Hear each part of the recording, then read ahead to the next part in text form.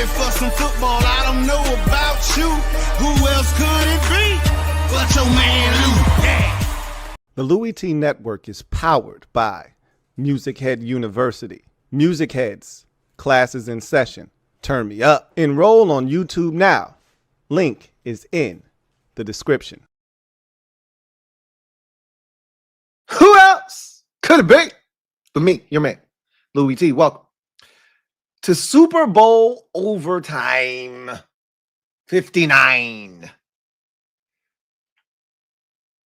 Philadelphia Eagles destroy the Kansas City Chiefs. The score does not do this game any justice. I'm your man, Louie T. Thank you for joining me, first and foremost. Congratulations to the Philadelphia Eagles on their second Super Bowl title.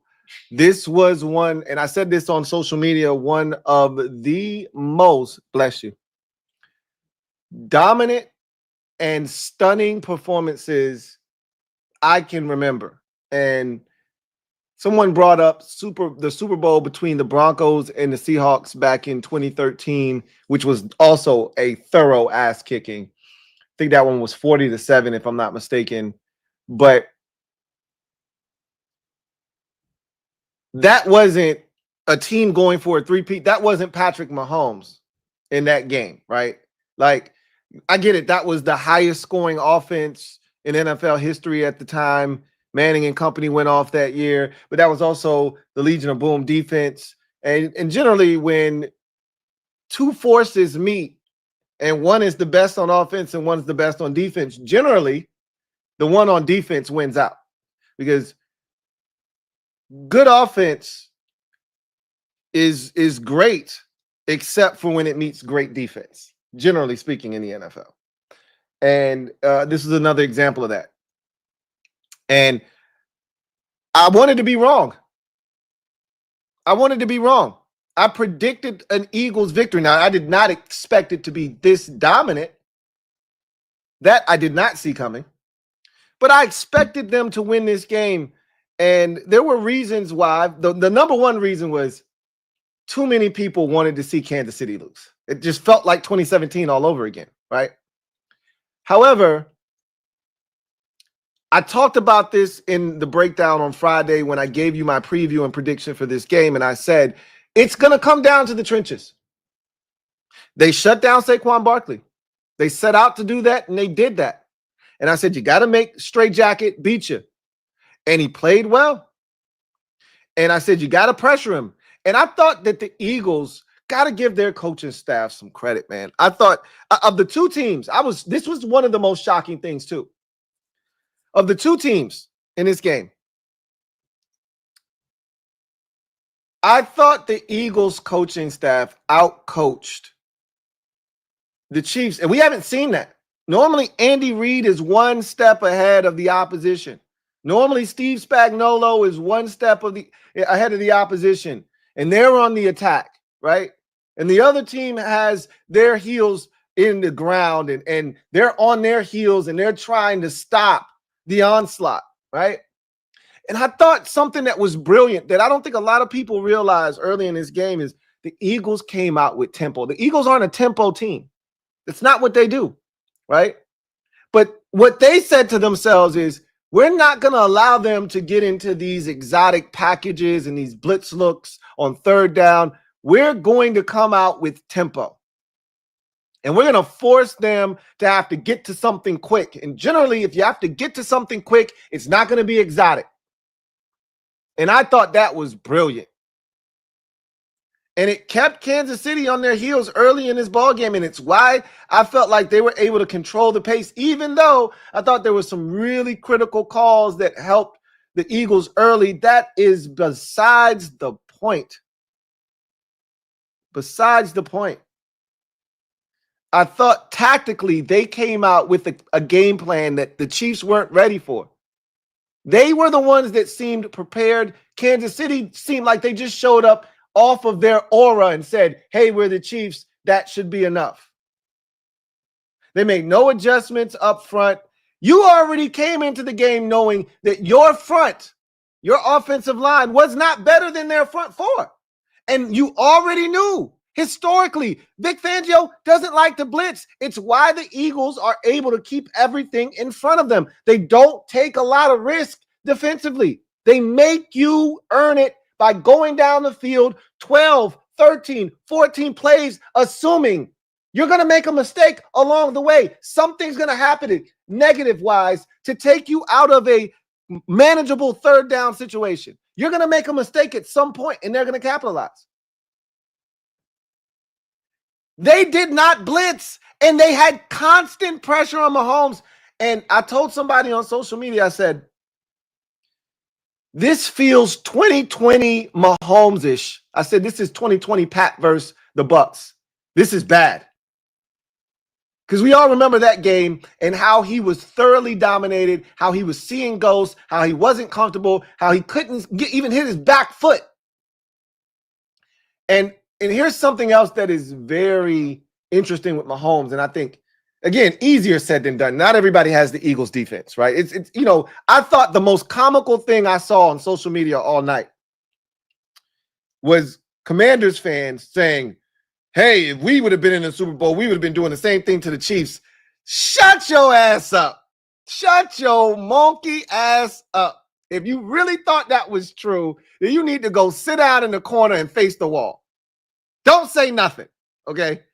One, we don't have the Eagles defense. You really think we were going to rush 4 and do that to Patrick Mahomes? You are sadly mistaken, and you are sadly misinformed. Okay, that's number one. Number two, the pressure that they would have applied to Jaden would have forced him into some mistakes, or at least him be uncomfortable. Not saying that they would have, you know, torched him or he would have made, you know, all of these mistakes, but it wasn't going to be this clean ass whooping. Okay, come off of that shit. This was a dominant Eagles defense that went out and did what they had done all year long, and they put the damn vice grip on this Chiefs offense. Kick their offensive line's ass, and I talked about this in the preview. I said, it's going to come down to the trenches on both sides. Can you affect Jalen Hurts, or excuse me, can you affect Straight Jacket Hurts? Can you stop Saquon Barkley? Slow him down. They stopped him. They didn't slow him down. They stopped Saquon Barkley. Okay. Make Straight Jacket Hurts beat you. And can you protect Patrick Mahomes? Because you know the Chiefs can't run the football. Like, again, unless you haven't been watching, the Chiefs haven't run the football effectively all year long. So why were they just going to show up in the biggest game of the season and all of a sudden have a dominant run game? It wasn't going to happen. This was going to be on the shoulders and legs of Patrick Mahomes, and clearly he was not ready for that challenge. And here's something that was very noticeable, and again, easier said than done because not everybody has the Eagles defense. But Mahomes is a and B gap escaper. I think Jalen Hurts is the same way, right? To me, if you're going to pressure guys like that, you have to come up those A and B gaps. I mean, you love pressure from the outside too, but they want to escape up the A and B gaps. Guys with true speed, difference-making speed, they can hurt you on the outsides, right? But the guys that don't have as much speed but are decisive runners, they want to get up the A and B gaps. Mahomes wants to get up the A and B gaps. The Eagles took that away. They got up the field and then they retraced their steps. And you could see he had happy feet. He wasn't comfortable. He was nervous. Even when he had time, the fourth down, he didn't even grab the laces. He was so shook that he didn't even grab the laces on the football. That ball was so poorly thrown to the inside. Avonte Maddox knocks it down. He should have picked the shit off. It was such a poorly thrown football. That's an easy pitch and catch for a first down on fourth down, and he was so shook that he couldn't even take his time and make an accurate throw. You got to credit this Eagles front that has been dominant all year. And it's not just one guy. It's not just two guys. They come at you in waves. Ajabo, Milton Williams, Josh Sweat, Jalen Carter. Like, they just keep coming at you, right? Nolan Smith. They got a whole entire group. Their backups are more talented than a lot of team starters. And if you can't protect up front, it's going to be a long day against Philadelphia. And you ain't getting by. And look, Joe Thuney is an excellent, excellent guard. One of the best we've seen over the last 7 to 10 years. Excellent. Joe Thuney is no one's tackle. The Chiefs should have had a plan to help, to chip. It's almost as if they came into this game oblivious to what the Eagles do and just said, no, we're the Chiefs. Our shit's going to work. They left both of their tackles on islands. Their interior guys got beat up, and Mahomes was running for his life the entire night. Where were the chips? Where were the double teams? Where's the running back coming in and helping? You know, they had one chip that I remember very vividly where he chips Josh Sweat, and that chip actually knocked him inside, and Mahomes gets sacked because he tried to run up the A-gap. Mahomes kept trying to escape up the A-gap, and he escaped right into the pressure. It's like they were setting traps for him in the A-gap, and he kept running right into the trap. And I'm like, bro, you got to go around. You got to escape outside the pocket. You got to extend. And if you're the Chiefs, after a few drives of, okay, they're kicking our offensive line's ass, how about you move the pocket? How about you get some boots? How about you get Mahomes on some rollouts? How about you move the launch point of Patrick Mahomes? How about some quick game, a wide receiver screen? Anything to try to get the Eagles off of their plan. They just kept dropping Mahomes back and falling into the trap and falling into the trap. And they really never even tried to establish a run game. They really never tried. I guess you got to have the football in order to try to establish. But even their first 3 drives, I don't think they had a single run the first 3 drives of the game. Or it wasn't until the 3rd drive of the game where they attempted a run. And I just thought Mahomes I thought he was nervous. If you look at some of those throws to Kelsey early on some critical 3rd downs early in the game, those weren't good throws. You know, they kept trying to put the drops on. Oh, Kelsey with 2 drops. No, those were bullshit throws from Mahomes. Let's not try to make this his receivers didn't help him out. Bullshit. You got a wide open receiver before the half, and that was a really big possession. Because you're down 24-0. You're on the struggle bus. You need something. You get the ball to start the second half. You need momentum. And there the opportunity was. Mahomes escapes the pocket, which I said he should have been doing more of, to the outside. Stop trying to run up the A and B gaps. They're closing that up. You can't get through there. He escaped to the outside, and there's a wide open DeAndre Hopkins with not an eagle in sight. And Mahomes throws the shit way out in front of him. And they tried to say it was a drop. Are you kidding me? It's a terrible throw by Mahomes. Terrible. That was at least a field goal before half. You needed momentum going into the halftime break. That, to me, that was their last chance. That was their last chance. Once they needed points going into halftime. Once they didn't get that, I said they're dead. Because they're not, first of all, the Eagles aren't giving up 24 points defensively in one half. You don't have Jaden Daniels at quarterback. You're not scoring 22 points in the 4th quarter against this Eagles defense like he did. You're dead. You can't even protect. You're dead. And they were. They were absolutely dead. Dead, I tell you. It was the most jarring performance I've ever seen in a Super Bowl. Again, I didn't think the Seattle Seahawks in 2013 were going to devour the Denver Broncos the way that they did, but I wasn't shocked by that outcome because they had been so good defensively all year long. And again, Peyton Manning, he hadn't been great in those types of environments against good defenses like that. He hadn't been. So that wasn't a shock to me. This was shocking because we've never seen Mahomes look spooked quite like this. Yeah, when they played Tampa, he didn't look great. But that night, he really was let down by his receivers. He was let down by his offensive line. Tonight, it was a combination of, I thought, poor coaching, great defense by the Eagles, the inability to block up front. They didn't try to run the football. They didn't get quick game going. And I thought they were outcoached. And he didn't play well. He didn't play well. He threw a pick six Guy standing right there. He never saw him. Never saw Cooper DeJean. Joe Thuney gets bull rush right into his lap. That, I saw that pick when it happened. I'm like, okay, he didn't get anything into that throw. He got literally his offensive tackle got dump trucked into him. That's how that pick happened. But you just couldn't. And the sad part about this is their defense played well enough to win tonight. If you really take a hard look at this game and you look at what transpired, their offense never gave them a shot. Their defense gave them opportunities to win this game with the way they played Saquon. And, I thought some of the penalties were tough. The first penalty that was called on them, I thought was a bogus call on the hit. Like, come on, what are we doing? Seriously? Stop it. That led to a touchdown, right? It's a bad call. They would have had to punt the football, right? But I thought the defense gave them every opportunity. They gave up 10 points. 10 points in the first half. You got a pick six, and the other interception was inside the 15-yard line.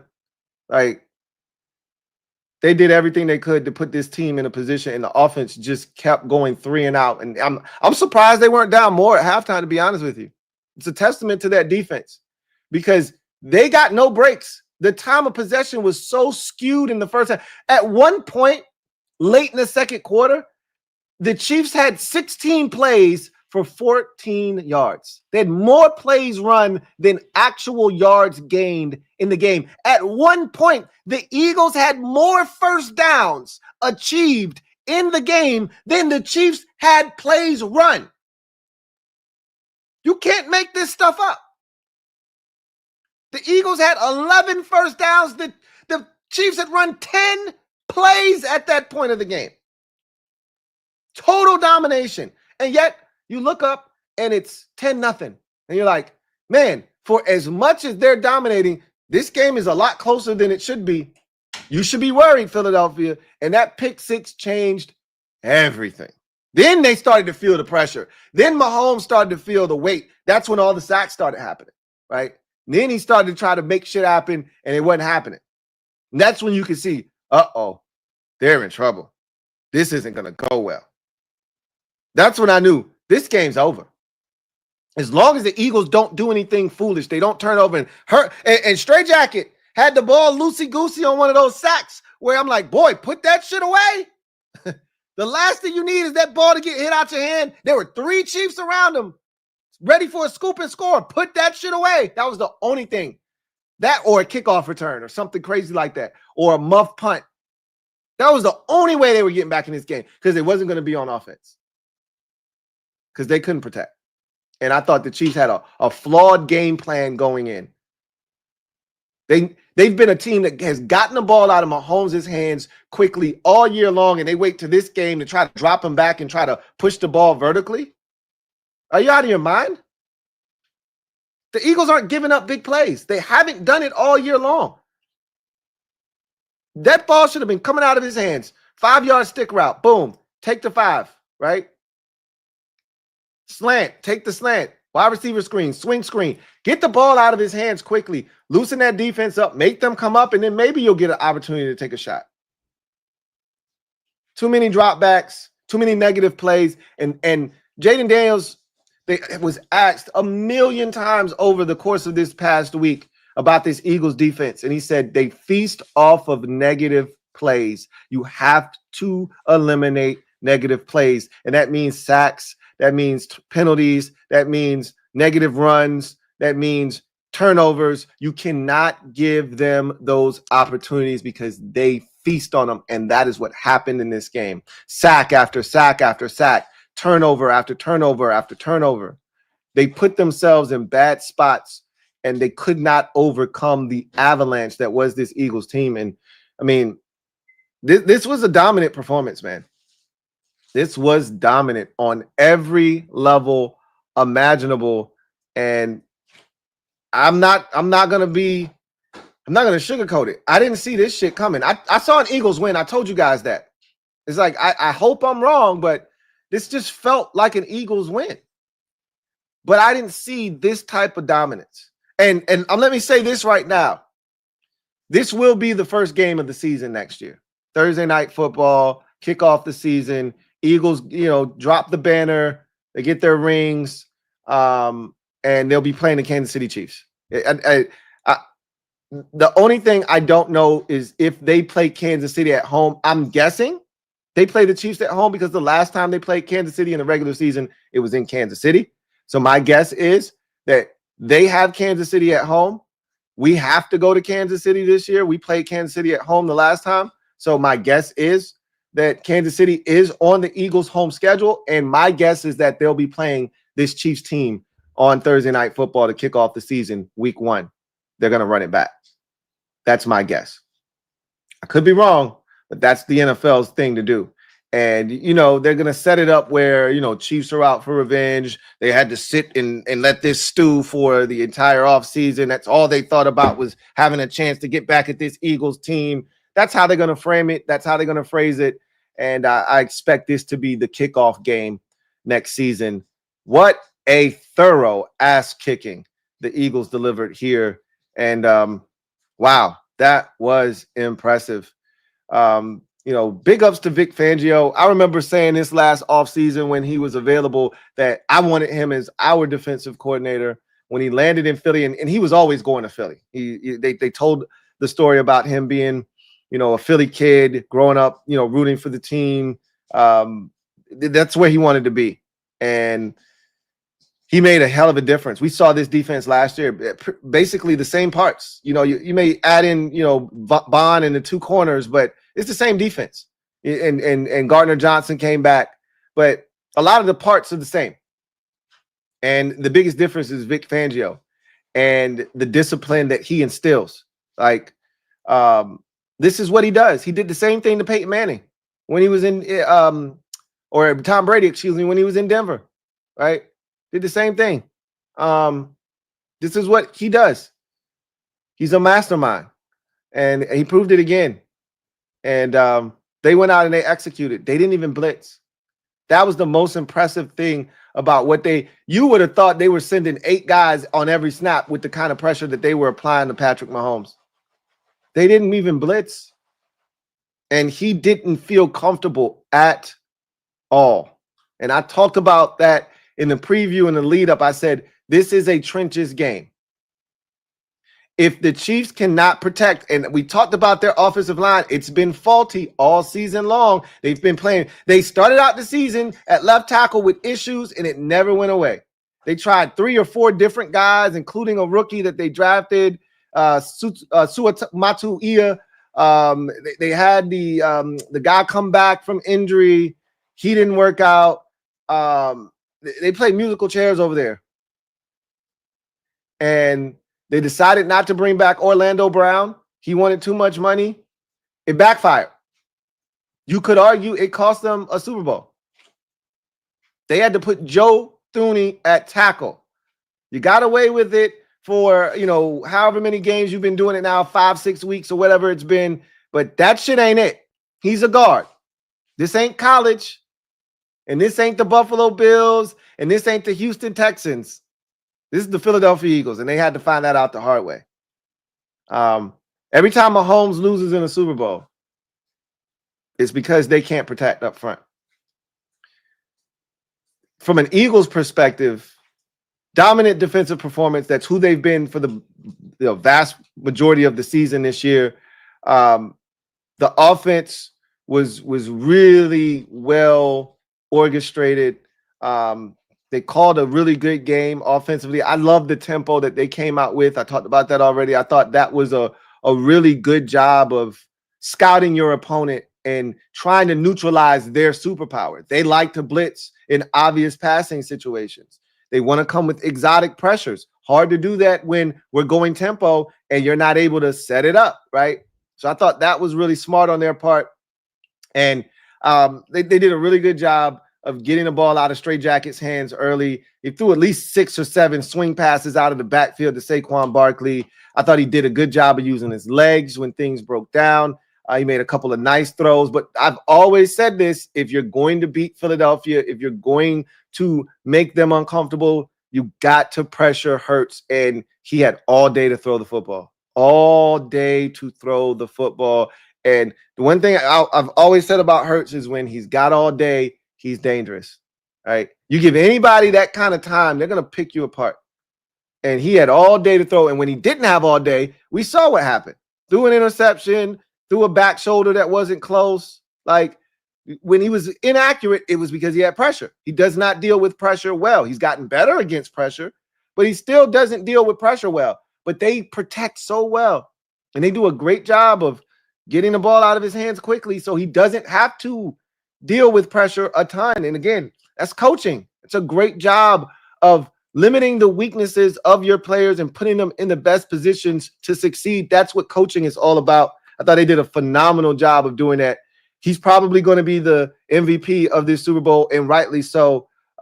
He was really good. I thought he really controlled the game, used his legs when he had to, completed passes when the opportunities presented itself, had another dime called back due to a penalty. I thought it was the right call on the A.J. Brown pass interference, because he gets away with that shit a lot where he pushes off late. But that was a dime. Like, he's got that throw down pat, that over-the-shoulder fade towards the sideline. I don't know if there's anybody in the league that throws that particular ball better than Stray Jacket Hurts. And he threw another dot to Devontae for the touchdown. Had another one to Jahan Dotson. When the opportunities were there, he didn't miss. And again, you have to get pressure on him. If you don't, that is going to be the end result. And this is a well-built roster. Like, we talk about this roster and how they've set themselves up for success. It starts up front on both sides. And we saw that on full display because Jalen Hurts, for the most part, was relatively clean tonight. Relatively clean.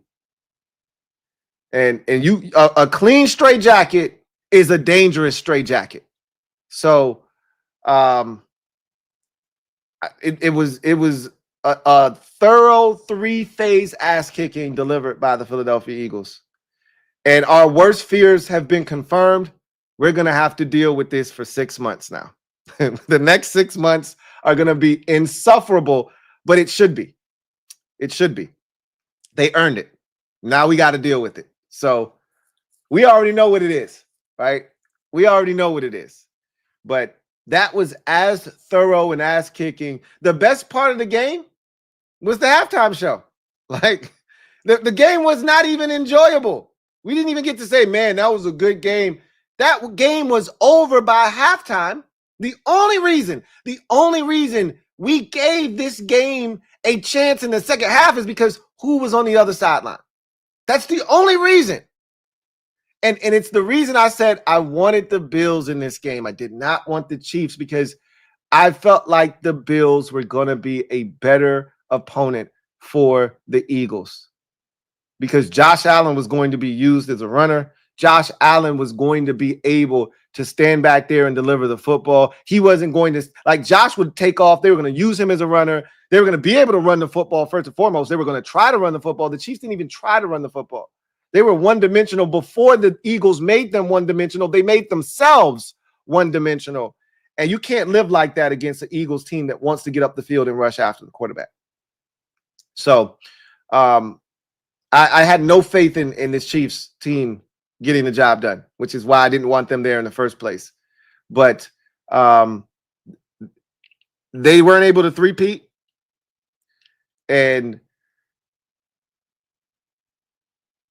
what's interesting is I wonder if this is the beginning of the end of the dominance of the Chiefs. We'll see. You know, I don't want to overreact. They won 15 games this year in the regular season, won another 2, got to the Super Bowl, got dismantled. But they'll get some of their pieces back. Obviously, they get their receiver back next year. They're going to address that tackle position, I would assume, in free agency or the draft. Maybe Sua Mataia develops in year 2 and they think he's ready to start at left tackle. Who knows? We'll see what they decide to do. They're going to fix the offensive line. They always do. When this type of outburst happens, they usually divulge resources to it, get it fixed quickly, and then they get right back to business. So we'll see. But I just feel like the rest of that conference is getting better. And, they won a lot of close games this year. Like, they were on the right side of a lot of close contests. And you got to assume that might not be the case, next year. They may not block a field goal late against Denver to preserve a victory. They may not be able to have a pass interference flag thrown on a 4th and 17 or whatever it was to get new life against Cincinnati. They may not have these opportunities afforded to them. Who's to say? Maybe Isaiah Likely's toe isn't out of bounds the next time they play Baltimore in the regular season. So we'll see, man. I'll tell you this, Mahomes, each of the last 2 years, his game has regressed, but he found ways to win. And that's all we talk about with Mahomes. His game has regressed. Teams are making him be patient. They're forcing him to take the checkdowns. And while he's still Mahomes, the gap is closing. And that was pretty brutal tonight. That was pretty damn brutal. And on the other side with the Eagles, could this be the beginning of a brief, small dynasty? We'll see. I mean, that's 2 trips in 3 years to the Super Bowl. That's 2 trips in 3 years. And this was pretty dominant. How sustainable is this for Philadelphia is the question. They're young, right? They're young everywhere. Everywhere for the most part. Young on the offensive line, outside of Lane Johnson. They're young on the defensive line. They got a lot of free agents, though. I think Milton Williams is a free agent. Josh Sweat is a free agent. So they'll have some decisions to make, on that side of the ball, obviously. But Zach Bond is a free agent. So they'll have some things to figure out. But they'll take care of the guys they have to take care of. And if they can kind of bring this nucleus back, they're going to probably lose their offensive coordinator, which they've kind of adjusted and adapted to having new play callers almost every year. It feels like for the last, this will be the 4th year straight. I think they've had a new play caller. So they've adapted and adjusted to this. They know how this goes. And I don't see that being that big of an issue, but we'll see, because Kellen Moore did do a really good job this season, despite what some Eagles fans may have thought. But they're in a position to run this shit back. Why not again next year, right? Like I said, they're a young team. They're built to last. Everybody's young. This is not an aging roster. Like, you look at the Chiefs, they got a lot of aging players over there, right? They're not a young team necessarily, are the Chiefs. This is a young Eagles football team. What's stopping them from doing this again next year? We'll see, right? But this was as dominant as it gets. Like, you could try to make excuses the last time they got to the Super Bowl with the injury to Brock Purdy and all this 49ers quarterbacks in the championship game, et cetera, et cetera. This was impressive, right? Dominant against the Commanders, shut down the Packers, right? Held them to 10 points, whatever it was in that game. Forced turnovers against the Commanders, scored a championship game high 55 points en route to a 32-point victory. And then tonight, this game was 40-6 at one point. 40-6 at one point, this game was. Again, the scoreboard does not do it any justice. This was a thorough ass whooping. Or as a wise woman used to say, a sound beating. They delivered a sound beating to the Kansas City Chiefs. All you can do is tip your cap to the Philadelphia Eagles. Whether you like them or you don't like them, You got to give credit where credit is due. That was one hell of a performance. One hell of a performance. So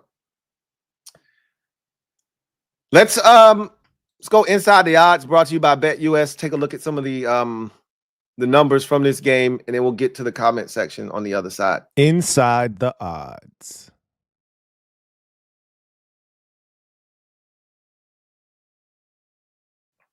Looking for a new book? BetUS has you covered. Fastest payouts in the industry.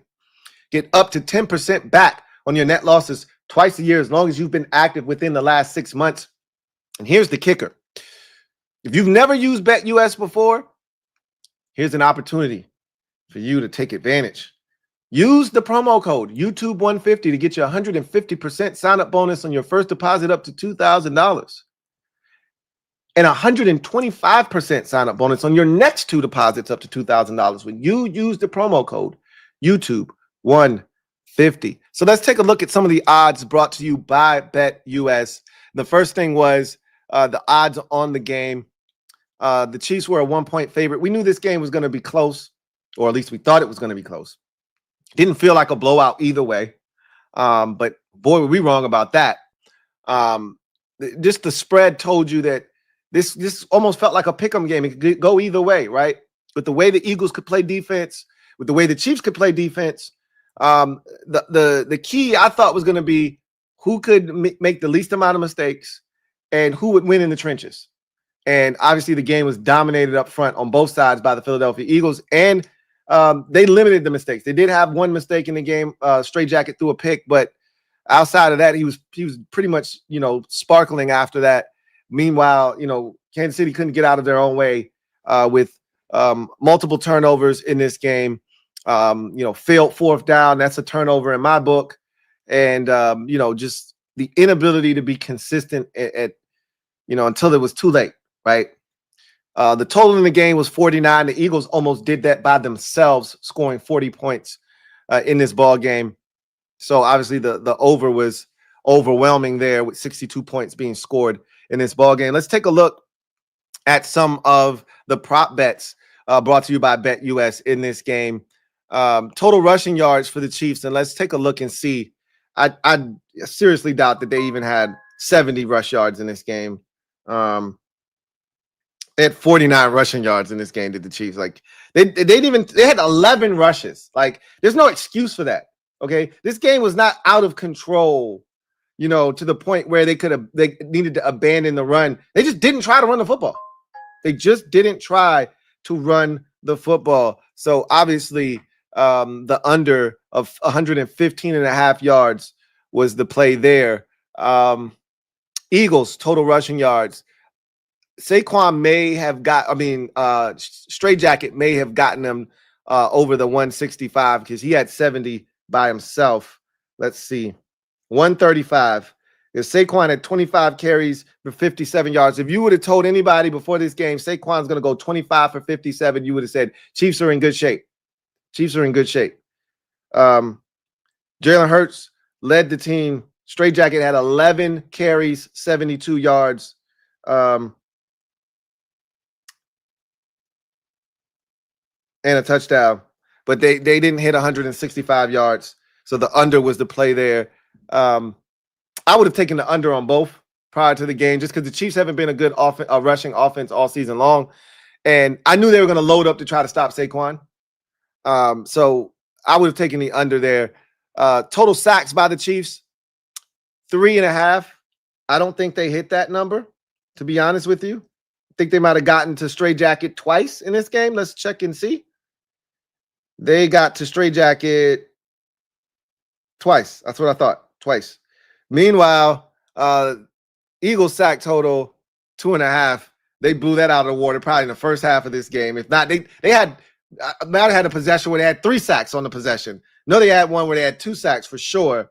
Multiple times they did that. I think they got to Mahomes 6 times, if I'm not mistaken. They did, because they were one. I heard them say they were 1 shy of the record at one point, and I don't think they had got another sack. So the play on that was the over. I think I would have taken the under on both teams' number of sacks Maybe the Chiefs getting 3.5. I probably would have taken the over there because I thought they would pressure him, blitz. But I love the game plan of the Eagles to come out with tempo. I thought that kind of neutralized the Chiefs' ability to be super aggressive. That's a curveball that I don't think the Chiefs were prepared for. That's good coaching on the part of the Eagles. I would have taken the under on the amount of sacks by the Eagles on Mahomes because I thought he was going to be able to use his legs, right? Thought they had been doing a great job all season of getting the ball out of his hands quickly. Short completions, stay ahead of the sticks, being third and manageable. They didn't do that tonight. It's almost like they turned into a different team. And that was actually really disappointing. So I would have been wrong there. I would have taken the under on the Eagles sacks. And they blew that out of the water, obviously, the 2.5 with 6. Chiefs total rushing yards, rushing touchdowns, excuse me, half. So just all they needed to do was score 1, which they didn't do in this game. None of their touchdowns were on the ground. All of them came through the air. They scored 3 touchdowns. All of them were touchdown tosses by Mahomes. So the play would have been under there. I would have taken the over. I would have thought that one of them, their touchdowns would have been like a 2-yard touchdown run as they got inside the 5 on one of these long drives that just never happened. They didn't cross midfield until the third quarter, like late stages of the third quarter. I think it was either late stages of the third, early stages of the fourth. They did not cross midfield until like there was a catch by Worthy, which was their first real explosive play of the day. That had to be with like less than 3 minutes to go, less than 4 minutes to go in the third quarter. Insane. Eagles total rushing touchdowns, 1.5. I think they only had 1, and that was Hurts's brotherly shove. Let me check and see. I know Saquon did not touch the end zone in this game. So I think they only had 1 rush touchdown, and they did. So I would have taken over there, obviously, just off of the strength of Stray Jacket getting in there once, and then just thinking, Saquon's going to touch pay dirt once. So, that was a bit shocking, but again, didn't need it. Didn't matter, right?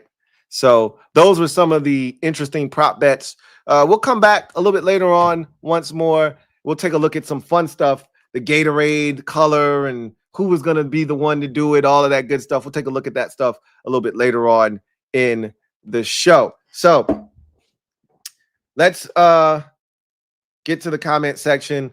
If you're out there, you know how this goes. In case you don't, use the hashtag LouieTLive to have your comment read on the air if it is pertinent and time permits. Can't assure you that the 2 will happen, but you won't have a shot if you don't use the hashtag. Meanwhile, if you want to ensure that your comment is read, you want to ensure that we react to it, Super Chats are the way to get that done. And so here's to drinking our sorrows away now that Eagles fans are going to have bragging rights for the next 6 months. Cheers. It's going to be a long offseason. I saw it coming, though. Unfortunately, I saw it coming. Key the Lone Wolf, stand up. You are the newest member of the MOBB. Mob, you know what to do. Show Key the Lone Wolf some love, welcome him with open arms. Welcome to the squad. Key the Lone Wolf. Is that the same Key I was talking to on socials from Norfolk? Is that the same Key? If it is, big ups, bruh. You know what it is. 757 in the building. 2 up, 2 down. You know how we do it. Key, thank you for the super chat. Greatly appreciate you. Key writes, F Philly. Let them enjoy this while it lasts. Oh, they're going to. Trust me. You don't have to tell them. Let them enjoy. They're going to enjoy it all right. They're going to enjoy it all right. We're going to know about it. And I wouldn't have it any other way because if the shoe was on the other foot, trust me, I would be unbearable. So I expect that kind of smoke from Eagles fans, and rightfully so. Rightfully so. You win the Super Bowl, you get to do any and everything you want to do. To the victors go the spoils. But it's still F Philly. That don't change, right? That nothing changes about that, right? We're on the same page there. JP, thank you for the super chat. Greatly appreciate you. Thank you for being a member of the MOBB. My guy, John Perez writes, damn those effing Eagles. Yep, Super Bowl champs. Gonna have to listen to Fly Eagles Fly all off season now. Oh well, on to baseball. Yeah, it's gonna be a long off season. And I said this. I said, guys, just know that if they win this game, you already know what it's gonna be. Brace yourselves. And I told y'all, I think they're gonna win a game. All right. Mentally, I had already told myself, bro, you already know what you're walking into. So prepare yourself.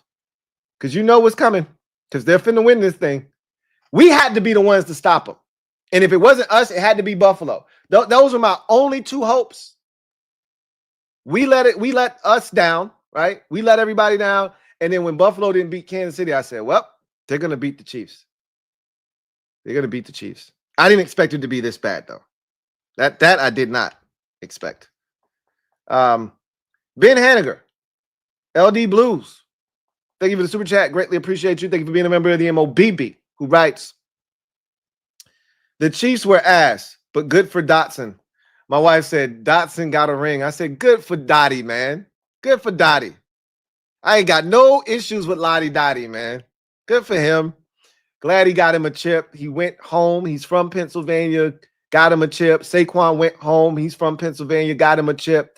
I think Dottie's from Jersey, but same shit, same difference, right? Probably grew up an Eagles fan, if I had to guess.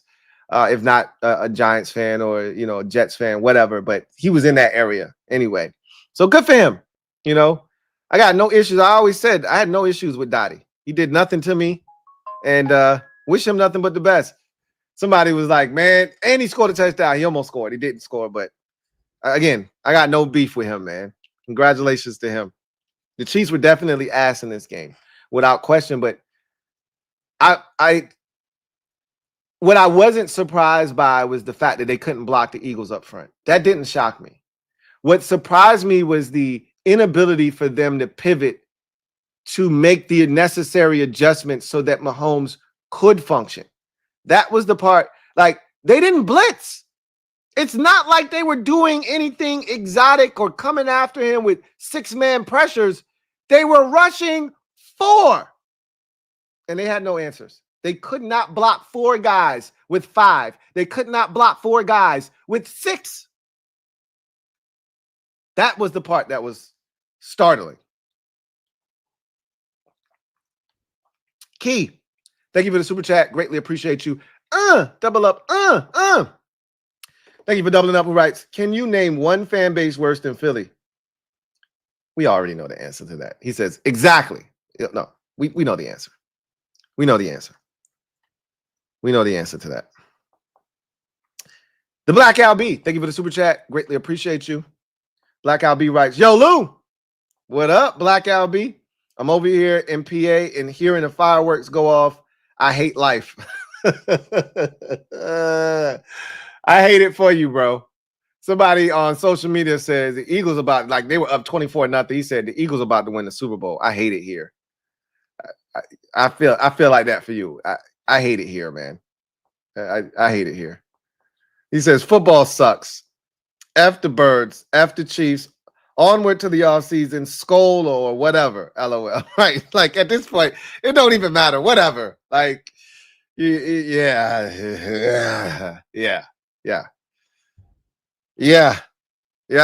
Mm-hmm. That's right. I'm right there with you, bro. I'm right there with you. Swaggy P, thank you for the super chat. Greatly appreciate you. Thank you for being a member of the MOBB. Swaggy P writes, the Super Bowl nobody wanted, and it ended up being an awful game. Shaking my head. We all said of all of the scenarios that could play out when it was down to the Final Four, it could be Commanders Bills, it could be Commanders Chiefs, it could be Eagles Bills, it could be Eagles Chiefs. We said the worst outcome was Chiefs and Eagles. Nobody wanted to see the shit. We've seen it once. We didn't need to see it again. There was no winners in that because nobody wanted to see the Eagles win the Super Bowl and nobody wanted to see the Chiefs win the Super Bowl. So it was no winners either way. It was destined to be a shitty Super Bowl either way. Now, what we didn't expect was it to just be a shitty game. The outcome was going to be shitty regardless. Because either Patrick Mahomes is going to win again and everybody's tired of seeing them win. Nobody wanted to see them three-peat. or the Eagles were going to win, and no fan base deserves a Super Bowl less than Philadelphia Eagles fans. So it was a lose-lose. And then the game itself proved to be one of the worst Super Bowls in recent. The Super Bowl has been the one thing that has lived up to the billing almost every single year. Almost every single year, we get a good game in the Super Bowl. We went to overtime last year. 38-35 the year before that between these two teams. Generally, the Super Bowl delivers. That didn't even happen this year. That didn't even happen this year. The year before that, that was down to the wire between Cincinnati and the Rams, right? Burrow went down the field, they scored a touchdown, and then Stafford went down the field, and they scored a touchdown and ultimately won the game. So the Super Bowl, the last time we had an ass kicking like this was 2020, when the Bucs did the same thing to Mahomes. So he says, now no more football till August. Congrats to the Eagles, but this makes it much sweeter when we knock them off next year. # raise hell. So obviously they got a bullseye now squarely on their chest and on their back. They're the gold standard. They're the team everyone's chasing after. We'll see how they handle that, because now every week they're the measuring stick. They got to get up for everybody because everybody's going to get up for them. But that's what you want. You embrace that. That's what you're looking for. You want the target on your back. Could you imagine them getting Myles Garrett after just winning the Super Bowl? Could you imagine that? Because it could happen. That shit could happen. It could go from bad to worse. Or from worse to worser. Because it doesn't get much worse than this. It could go from worse to worser. Is that even a word? I'm not sure.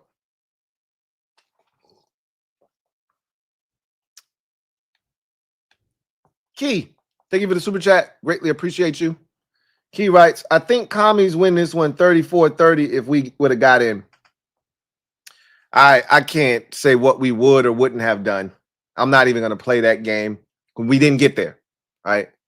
Would have loved to have had the opportunity, but we didn't get there. The better team got there, and they proved why they were the better team, and they proved why they were supposed to be there. So hats off to the Eagles. Can't take anything away from them. You know, I don't like playing the what-if game. Take care of business. Get the job done. Don't leave it to chance. You turn the ball over, this is what happens. The Chiefs turn the ball over, you see what happens. You got to play clean football. You got to be the team that makes the least amount of mistakes if you want to win in the playoffs. Eagles were that. They only had one turnover the entire postseason, and that was tonight. And it didn't hurt them. The one pick didn't hurt them at all. Did take points off the board, but didn't hurt them. Zo Life, No Life. Thank you for the super. Thank you for being a member of the MOBB for 22 months. Who writes, hope Senate works out that Cooper DeJean trade. Yeah, we'll see. That really benefited the Eagles a lot. So I was thinking that tonight, like, the NFC East did a hell of a job contributing to their success this year between the Giants. And again, the Giants did not trade Saquon to the Eagles. He left in free agency and went to Philadelphia. He had that choice. He did that on his own free will. The Giants did not contribute to that. A lot of people like to blame the Giants for that, but they didn't do anything, you know. However, he did leave the Giants and he went straight to Philadelphia, and he was probably the biggest part of their success this season. And then, you know, we traded back with them, allowed them to trade up to get Cooper DeJean, and he was spectacular, and they had a pick 6 in the Super Bowl. So I'm like, we did our part to help them get better and be in this position. So our shit better work out on our end, because it definitely worked out for the Eagles, right? Definitely worked out for them. I thought about the same thing during the game. LT, thank you for the super chat. Greatly appreciate you. LT writes, what's the biggest narrative change for Stray Jackets rank? You got to put him up there now. Like, I still don't put him above he hasn't penetrated the top 5, but he was always right on that fringe of like 7, 8, somewhere in that neighborhood. I would put him ahead of Justin Herbert now. So I think he's 6th, honestly. Now, if you say, well, Jaden Daniels has to do it again, fine. If you want to put him ahead of Jaden Daniels for now, go right ahead. I'm not doing that because in his first year, he takes his team, an inferior roster, to the NFC Championship game. So he's still not ahead of him. He's not ahead of Burrow. And again, if you want to play he's won a Super Bowl and he's won a Super Bowl MVP, knock yourself out. I can't argue with any of that. He now has something that he has something that Allen, Jackson, Burrow, none of them have. It's a Super Bowl ring. So, like I told you on Friday, this was a big narrative defining game for both sides, right? Because for Mahomes now, this is the second time he's gotten his ass whooped in the Super Bowl, right? When it looks bad in the Super Bowl, it looks bad in the Super Bowl. And he had a chance to really throw himself into that GOAT conversation with the ability to do something no other, player in NFL history, no other quarterback has ever done. Not even Tom Brady. That's win 3 straight. Now that's out the window. And I said on the other side, Nick Sirianni, a lot of questions about him. Every time something doesn't go right, they're trying to fire him. Eagles fans wanted to fire him after last season. Here's a chance to give the biggest middle finger to everyone that wanted to push him out. I thought Eagles fans were nuts for trying to fire this guy last year. All he's done is win, right? I don't like him, right? And I don't like some of his antics. And sometimes he does questionable shit. But all the man's done is win. Same thing with Straight Jacket Hurts. You can talk all the shit you want. And I'm going to continue to talk my shit about Straight Jacket Hurts. But all he's done is win too. And again, say what you want. Winners win. Winners win. And that's all they've done. And now they've won at the highest level. You can't say shit to Nick Sirianni or Straight Jacket Hurts. So if you want to put him in the top 5, go right ahead. He's not in my top 5. But if somebody else puts him there, there's an argument to be made for that now. Absolutely. Absolutely. So that's where the narrative changes. He's got something that a lot of these guys don't have. He also has something that a lot of these guys don't have, and that's a damn, as Jaden Daniels said, he's got a superstar team around him. But again, you got to give them credit for building that type of roster too. That's the goal, is to build that type of roster around your quarterback. That's the goal that every team should strive to attain. Red Boy, thank you for the super chat. Greatly appreciate you.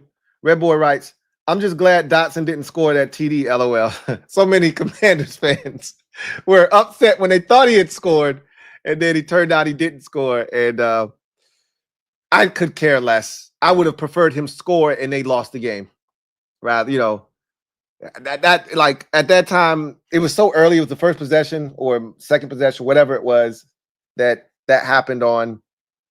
It was the second possession. I could care less at that time because I still thought, I thought the Eagles were going to win the game, but I was still hoping the Chiefs would win, right?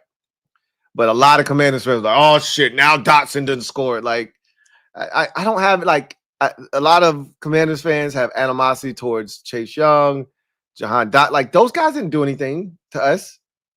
Like, it didn't work out here. They're first round picks. It is what it is. It is what it is, right? Key, thank you for the super chat. Greatly appreciate you. Key writes, Eagles fans on a Washington Live after beating Kansas City. Fools. I mean, what did you expect? What did you expect? Let them celebrate whatever way they want to celebrate.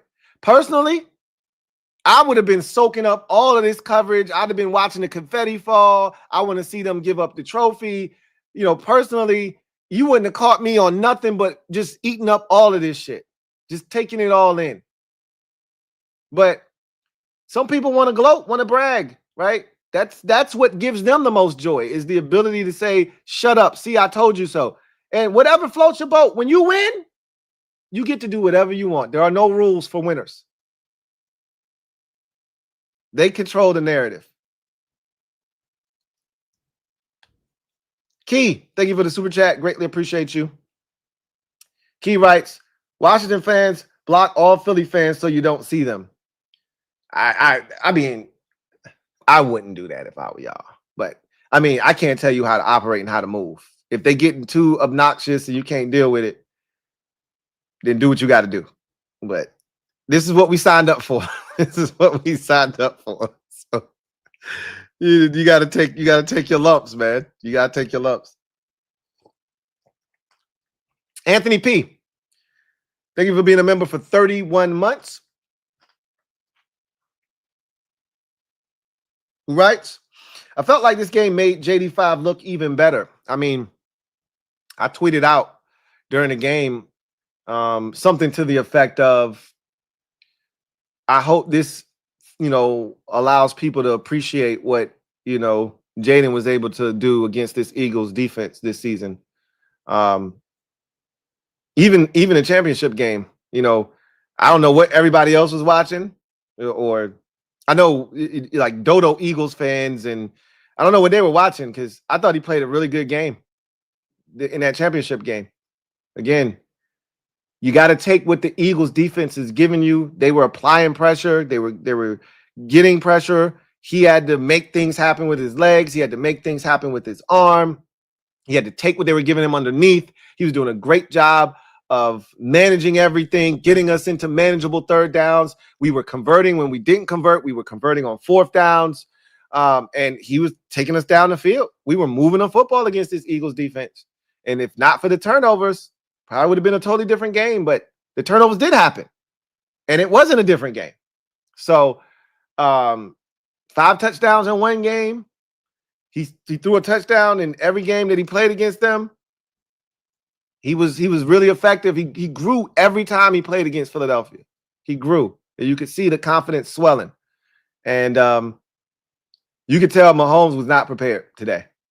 I thought I was so surprised at how unprepared they were for this Eagles team. It's like they had never seen Vic Fangio's defense. Like Andy Reid has coached against Vic Fangio many times in his career. I am shocked that they were this ill-prepared. Mind-boggling. But you also got to give credit to that Eagles defense. They're really good. They're really good. We knew that coming in. They're really good. Kevin at PRF, been a member for 33 months. Really appreciate you. Who writes, Eagles play at KC. Week 1 will be versus Lions or us. Okay. Thought that game would have been in Philadelphia because they played the Chiefs in Kansas City the last time. So obviously that won't be the week 1 matchup. They would have run it back if they could have, but it'll probably be us more likely than not, is my guess, which I don't want it to be us. But if we had to get it out of the way, like I told you, with Jaden Daniels being who he is now, they're probably going to put him on that stage. I'd much rather it just be the Lions. Get them out of the way. But I wouldn't be shocked if it's us. It probably will be us. Being that's a rematch of the NFC Championship game. Jaden Daniels is becoming the face of the league, right? If he continues to play well, like they're not going to do it based off of 1 year. But if he plays well again next year, he'll be taking that seat next to Mahomes.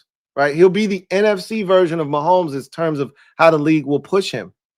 So I wouldn't be shocked because I already told you we playing on prime time 5 times next year. 6 if you count one of these abnormal games like that Thursday game to kick off the season, or Black Friday or Christmas or Thanksgiving. We're going to be on one of those days. In addition to 2 Sundays, 2 Mondays, a Thursday, which might be the season opener, right? So prepare yourself. We already know this, though. We already know this.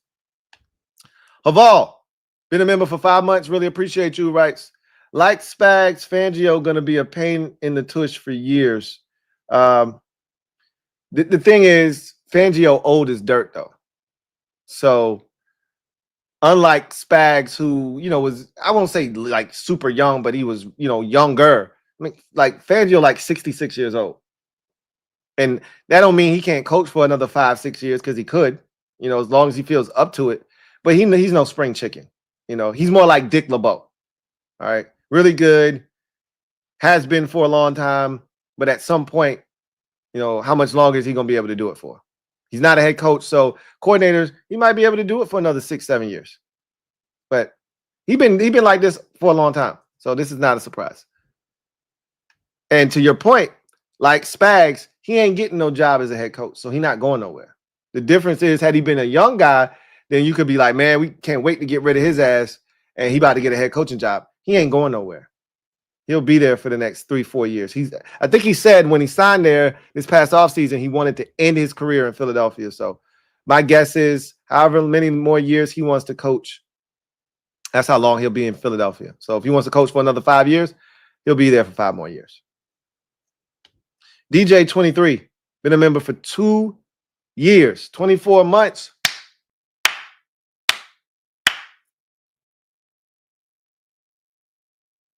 Who writes, after tonight, AP, make the call 3 first for Miles. No, that's not how that goes. And again, the Browns aren't listening right now. So at the end of the day, you just got to see how that situation plays out. But I think what you need, like the biggest takeaway from tonight should be, and I've been harping on this since the end of our season when we lost to Philadelphia a couple of weeks ago, was you need to fortify the offensive line. That should be your biggest offseason move, is to fortify the line in front of your most prized possession. That should be the biggest takeaway. One team could protect their quarterback, the other team could not. That's my biggest takeaway. That's my biggest takeaway. We'll fill in all the other gaps. You got to be able to protect your quarterback. Even if you can't run it effectively, if you can protect your quarterback and he's one of them ones, you'll be fine.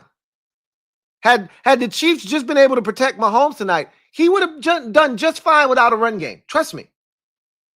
He would have done just fine. But they couldn't protect him. That was the problem. Derek B, thank you for being a member for 41 months. Salute to you. Who writes, one of them ones don't mean shit without elite talent. Facts. I mean, so let me put that in part and even back it up, flip it and reverse it. Beep, beep, beep. Let me put this in reverse for a second, because that's a false statement. One of them ones don't mean shit without elite talent is false, because clearly we didn't have elite talent and we made it all the way to the championship game. And if guys don't fumble, that could be a different outcome. But if ifs and buts were candy and nuts, oh, what a wonderful world it would be. The bottom line is, look where we made it without elite talent. Okay. So I don't necessarily buy that, right? Here's what I will say to you. When you go up against a team with elite talent, if you don't have it and you're very deficient of it, you have to damn near be perfect. And it's hard to ask a team to be damn near perfect every single week. So I'm not going to sit here and tell you that you have to have elite talent. When you got one of them ones, it allows you to not have to have elite talent. I think you got it all wrong. It allows you to not have to have elite talent. When you don't have one of them ones, then you have to have elite talent so that you can win. Case in point, what we just watched tonight. But you want to surround that quarterback with as much talent as you possibly can, which is why you take advantage of the rookie contract, which is why I think you're going to see a big offseason from Washington, because they understand the opportunity that is in front of them right now. It's a rare opportunity that teams in this league don't get. You don't see your rookie quarterback in his first season do what Jaden Daniels did. We saw CJ Stroud do something similar, but he didn't take the Texans to the championship game. He just won a playoff game. But you saw what they did last offseason. They saw an opportunity with a rookie contract, and they said, We're 1 year in, and that's what we got already. Let's go ahead and go all the way in while we can. You're going to see a similar offseason, I believe, from Washington. Because you got to deal with the likes of a Philadelphia Eagles team in your own division that is now the reigning Super Bowl champions. Haval, thank you for the super chat. Greatly appreciate you. Thank you for being a member of the MOBB, who writes, Eagles play at Chiefs and Packers. So, yeah, that's what somebody just said. So that kind of throws a monkey wrench in. And remember, I said if that game is in Philadelphia, and I didn't know. Because I know we play them in Kansas City. So I assumed that it would be probably because. So that means they play Dallas and the Giants on the road. And they play Washington and Philadelphia at home. Okay. So thus opening night will either be the Rams or us, most likely Rams, because the NFL isn't big on divisional games opening week. They don't love that. They're not opposed to it. I remember when the Giants won the Super Bowl in 2007, we were their week one opponent in 2008, and I hated it. And I think they beat us like 17-7 or some shit like that. They're not opposed to it. They don't love it. You're right. You're not wrong. They don't love it, but they're not opposed to it. They're not opposed to it, especially when the divisional opponent has a guy that they think has star qualities at the quarterback position. So I wouldn't be shocked. I would not be shocked, but I prefer it to be Rams or whomever, right? Rams, they did play them in the playoffs as well. I'd prefer it to be somebody else, but they want Commanders, Eagles on a big stage. They want that on a big stage. So whether it's week 1, Thursday night, kickoff, or it's week 6, Monday night, week 6, Sunday night, it's going to be something along those lines. Layla Brown, thank you for the super chat. Greatly appreciate you. Thank you for being a member of the MOBB. Layla writes, I got to college in Philly. I'm sick, Lou. Ugh. Cheers to you, Layla. I feel for you.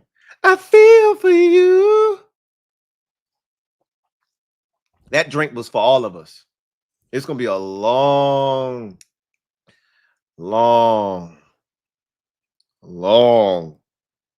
off season for all of us. Long off season. Stephen Dent, been a member for 3 months. Really appreciate you, writes. Salute Birds. Parsons to be traded. You tackle 11 or 95 in free agency. Parsons ain't going nowhere. He's staying with Dallas. And 95, my guess is he ain't going nowhere either.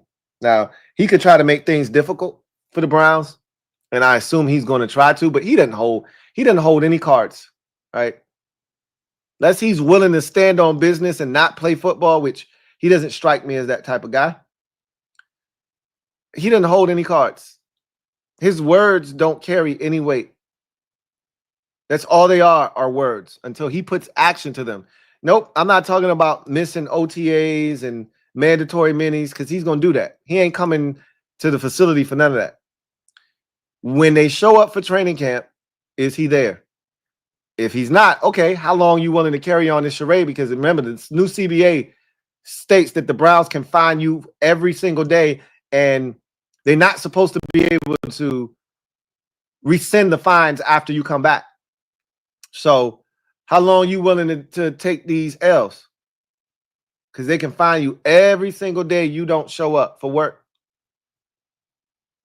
And I don't see him being about that life. He's a football guy. He wants to play. So, again, they don't seem like they're budging right now, but, deadlines spur action. As they get closer to the draft, somebody starts talking crazy. They realize he means business. They don't want to go through this with him. Maybe they decide to trade him. If you don't love this draft, if you don't think that having 2 first-round picks in the upcoming draft is a good thing, then you wouldn't do the trade, right? Like, this isn't the draft that I want to do the trade in. So, we'll see. Jeremiah, Been a member for 31 months. Really appreciate you. Who writes, we would have beat these Chiefs, make it stings more. We would have beat these Chiefs too. Again, I don't know what we would have done. Like, you can't base what the Eagles did. You can't base us doing what they did off of seeing the Eagles dominate. You can't say, oh, we would have done that based off of the Eagles dominating the game, because we're not them. We ain't even remotely close to them in terms of talent. So you can't say, oh, you know, we weren't shutting Mahomes in that offense down. Are you crazy? Our defense, like, let's not misremember what we were. All right. Some of y'all are falling into this trap of thinking that we were something that we weren't. We weren't good on defense. So to think that we were gonna do anything remotely close to what, now we could have still won the game, but it would have been a shootout and we would have had to outlast them. But we'll never know. And I don't like playing that game. We got smoked in the championship game. It is what it is. Now we got to live with it. This is what happens when you get close. But as a wise woman once said, almost doesn't count. Almost doesn't count. Blackout B, thank you for the super chats. Greatly appreciate you. Double up. Thank you for doubling up. Who writes, that flag for the Chiefs defender, hands to the head, solidify the NFL is soft as hell. I need to see my Vikes win one so I can retire from watching this shit. LOL. I've been drinking.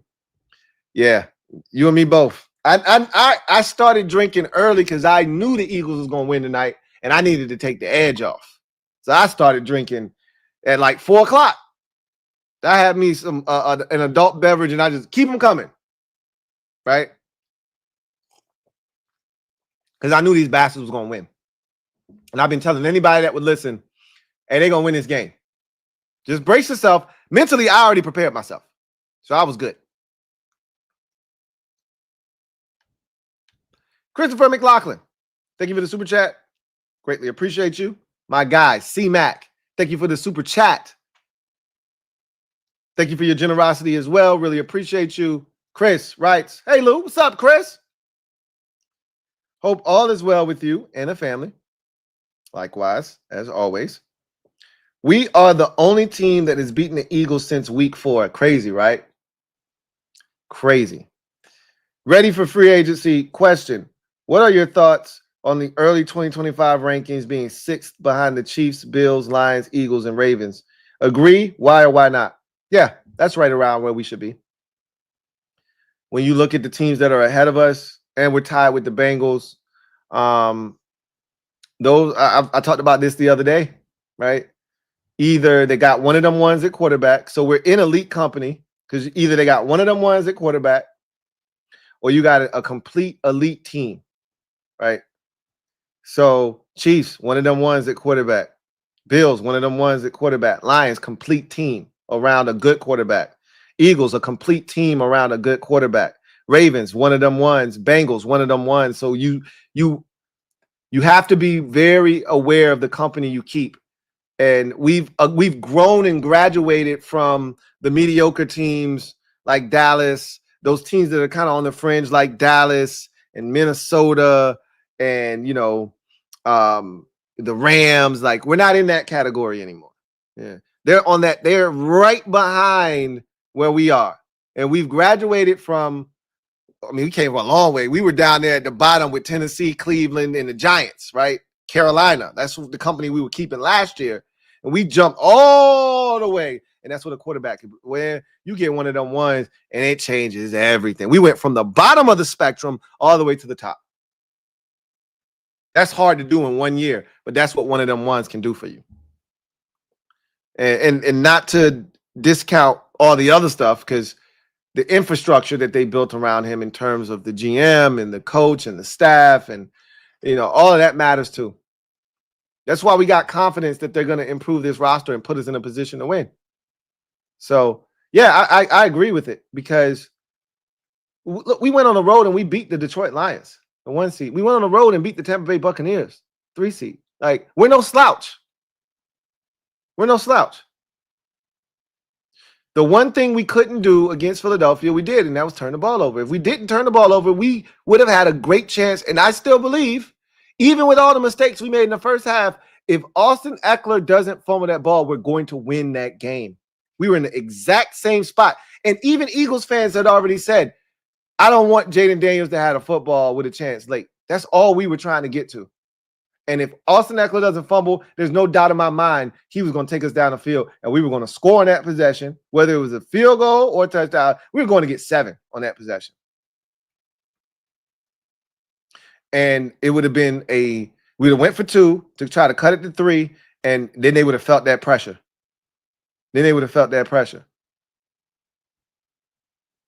never got that chance, obviously. Never got that chance. So I agree. We are right where we're supposed to be. We're 4th in the NFC. The only team that I saw another team ahead of us was the 49ers. We were tied for 7th. So just depending on where you look, BetUS had us with the 7th best odds. 49ers also among those teams. Chiefs, Bills, Lions, Eagles, Ravens, 49ers, and then us tied with the Bengals. And again, that's another complete team with a good quarterback, right? Much like the Lions. So yeah, that's about right. That's about right. Reggie T, been a member for 3 months. Really appreciate you, writes. I hated watching that game. I look for stuff to do around the house. Try to keep yourself busy. The football in me won out, and I watched it. Some days really suck. This is one of them. Yeah, it sucks. It really, truly does. I couldn't agree with you more. I'm a football fan, so I was going to watch regardless. There was no way out. I was going to watch. Christopher McLaughlin, my guy. C-Mac, thank you for the super chat. Double up. Thank you for doubling up. Who writes, hey, Lou, 2 questions. What are the 3 free agent signings that Peters has to get done and why? How do you rank the order of importance of fixing the rush D, pass defense, and the O-line protection between free agency and the draft, and why?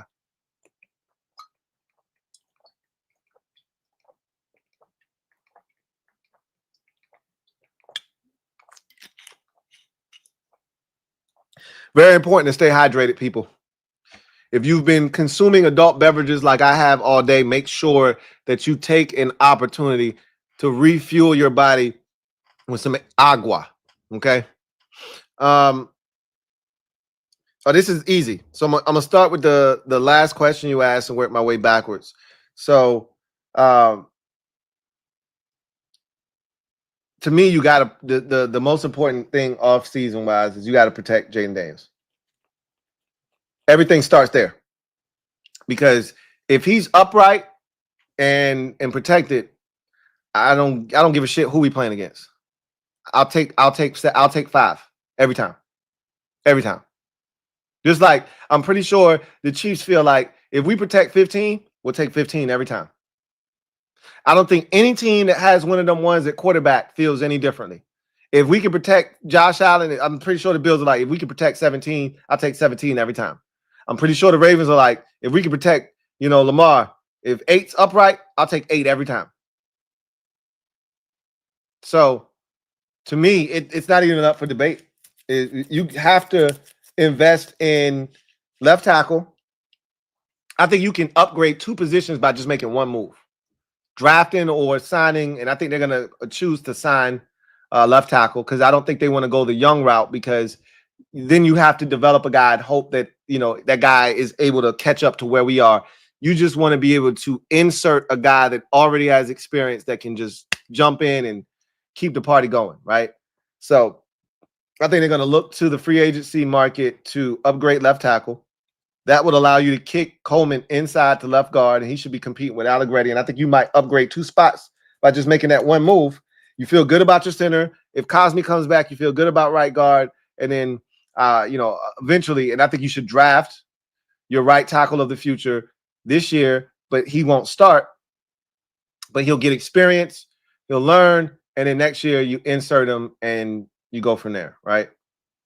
That's the hope. That's how I would attack this offseason from an offensive line standpoint. I think the next thing that you have to do is you got to, I think you can do both at the same time, fix the rush defense and the pass defense, but the rush defense has to, again, you have to win in the trenches. This game was a great example of that.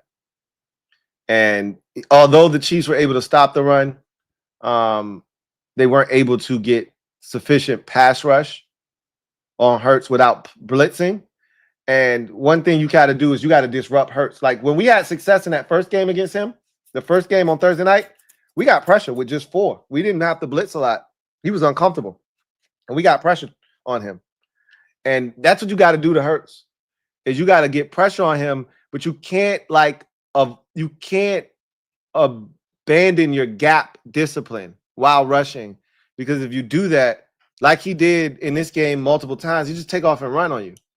So you got to also rush with enough, gap integrity that you keep him bottled up.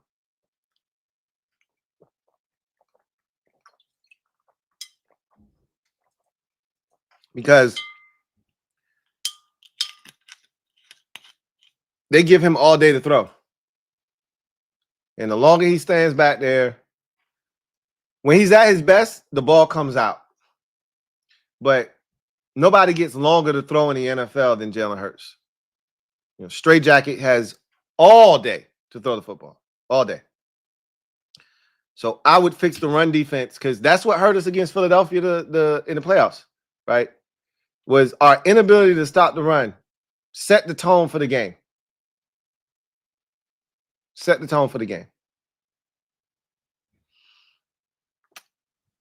So, what are 3 free agent signings? And I talked about this already. I would go Alaric Jackson at tackle. They may go Ronnie Stanley. I would prefer Alaric Jackson, but just get a tackle, right? They'll figure out which one is the best fit for us, and then you move forward. So that will allow you to kick Coleman inside the guard. So that's the first thing. The next thing that I would do was I would be aggressive in the defensive end market. It's a lot of quality defensive ends that are going to be available. We watched one of them tonight in Josh Sweat. I think he just made himself some money tonight, though. I think the market for him was like $15 million a year, like 3 years, $45 million. He might have just made himself another $3-4 million a year. All of a sudden, now you're looking at a 3-year, $60 million deal for this dude now. So he made himself some money tonight, but he was already going to get some money. I don't know if we were going to be willing to invest that opposite of a guy we're paying $15 million already in Dorrance Armstrong, but that's, another option. There's plenty of guys available, not necessarily game changers or game wreckers, but, solid guys that can, help contribute to cleaning up this defense. And then obviously you got to get a corner. And I think I told you already, Mooney Ward is the target there for me. So there are options at all of those positions. Pick one at each. That'll give you, big time moves to bolster. And then, receiver obviously is in the mix. But to me, tackle comes before receiver. If you wanted to slide receiver in after tackle, fine. Knock yourself out. But to me, tackle comes first. Edge rusher, corner, and then, receiver. But if you want T. Higgins, you got to be in on him early, because he's going to be the biggest free agent catch of the entire period, irregardless of position. So you'd have to prioritize him first, right? You got to be able to do all of those things simultaneously. Spence Collis, been a member for 30 months. Really, truly do appreciate you. Who writes, Eckler's fumble still hurts, but we got 5 on it. It definitely hurts. It's the one play that I still can't get over, because even with all the other mistakes, we were in the same position that we were in week 16. Jaden with the ball, late stages of the third, driving into Eagles territory.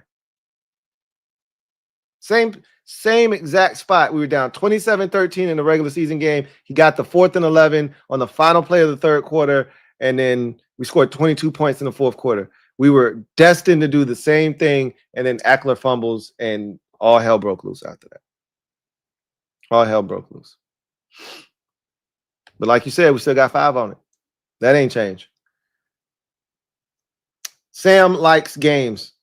Thank you for the super chat. Greatly appreciate you. Who writes, the Eagles are 18-3, not 18-4. Good catch. Good catch. Yes, they are. Everybody played this long. 20. The Chiefs played 20 games because they had a bye. The Eagles played 21 games, not 22 games. So you're correct. You are absolutely correct. That is an error on my part because I had the logos on the wrong side. I had to switch them because the Eagles were the home team. So I had the 3 on the right side initially. Then when I switched them, did not switch it over. And so that is my fault. Too late to change it now. Take command for life. Thank you for the super chat. Greatly appreciate you. Thank you for being a member of the MOBB. Who writes, Eagles 2, us 3, Giants 4, Boys 5, best division in football. But that was already the case. We are the only division with every team having a Super Bowl trophy. Now,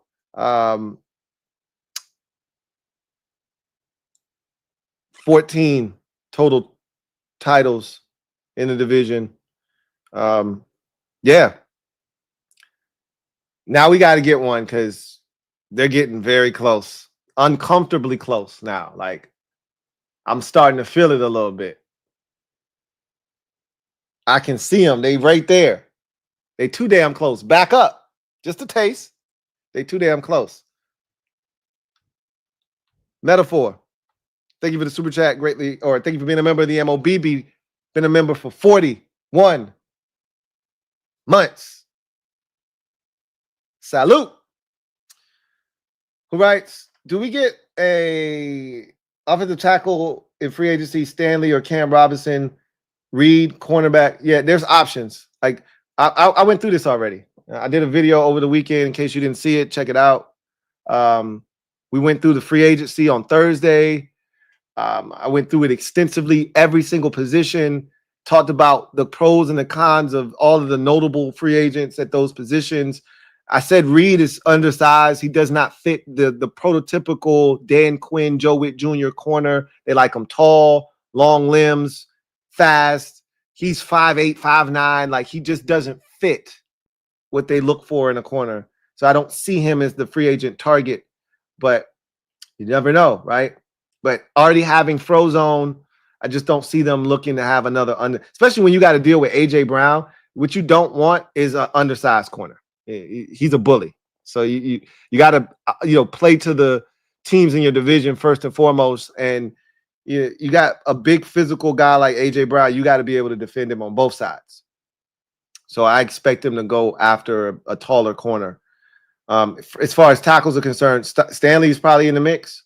Cam Robinson, I don't know if they're necessarily going to be interested in him, but it's enough tackles available that if guys hit free agency, which I assume at least 2 or 3 of them will, you'll have some options. I'm not telling you that they're the best options, but they're better than what we currently have. They're better than what we currently. I still, I said Alaric Jackson. I'm not moving off the spot. Hopefully the Rams allow him to be available, and hopefully he can end up here in Washington.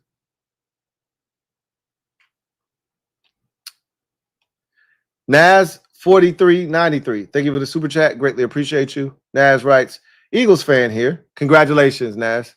Congratulations. Can't party too late. I'm grinding like yourself, but man, feels good to win a chip. I bet it does, man. I'm jealous. I'm envious without question. Congratulations to you, bro. Just wanted to gloat. You deserve it. You deserve it. Can't wait for the NFC battles next year. JD5, nice. I will soak up this win as you should. Shout out to all of the very few of you level-headed Eagles fans. Those are few and far between, but enjoy it. Soak it up. Bask in it. That's the Super Bowl, man. Can't never take that away. They hard to come by. Shadow Striker 789. Thank you for the super chat. Greatly appreciate you. Thank you for being a member of the MOBB. Who writes, 3 is greater than 2. IG is all that's left. Yep. And that's all you got left. But they closing in, bro. I mean, shit. They went away. They went away. We better do something. And something fast. Because they on our ass. Pause. Young Truth 512. Thank you for the super chat. Greatly appreciate you. Writes, wrong record for the Eagles. Yeah, somebody already got me. Hashtag Super Bowl champs. Yeah. 18-3 for the Eagles. My bad on that. My bad on that for sure. Damn, they won the Super Bowl. Unbelievable. Knew this shit was going to happen. I wanted to be wrong. I called my dad. I said, boss, who you got tonight? He said, yeah, man, I got Mahomes. That's been his thing all year, though. He just been going with Mahomes until somebody knock him off. And I said, man, I got the Eagles, bro. And that shit even, my son asked me who I had winning the game. I couldn't even, because they scored the first touchdown. And my son, he a waffler. Whoever got the most points, that's who he rolling with, right? So he's like, Dad, who you got winning the game? And I had the Eagles, but I didn't even want to say the shit out loud. That shit hurt for me to even say I'm picking the Eagles. To my son, I didn't even want to say it to him. So I'm like, I hope the Chiefs win. That's what I told him. I didn't tell him I picked the Chiefs. I said, I hope the Chiefs win. He's like, well, I think the Eagles are going to win, Dad. They got 7. They got nothing. I'm like, all right, man. Shut up. That's why I wanted to tell him. Man, shut up. Just watch the game. But I had to be nice. But he was right. And I knew he was right. I just didn't want to tell him he was right.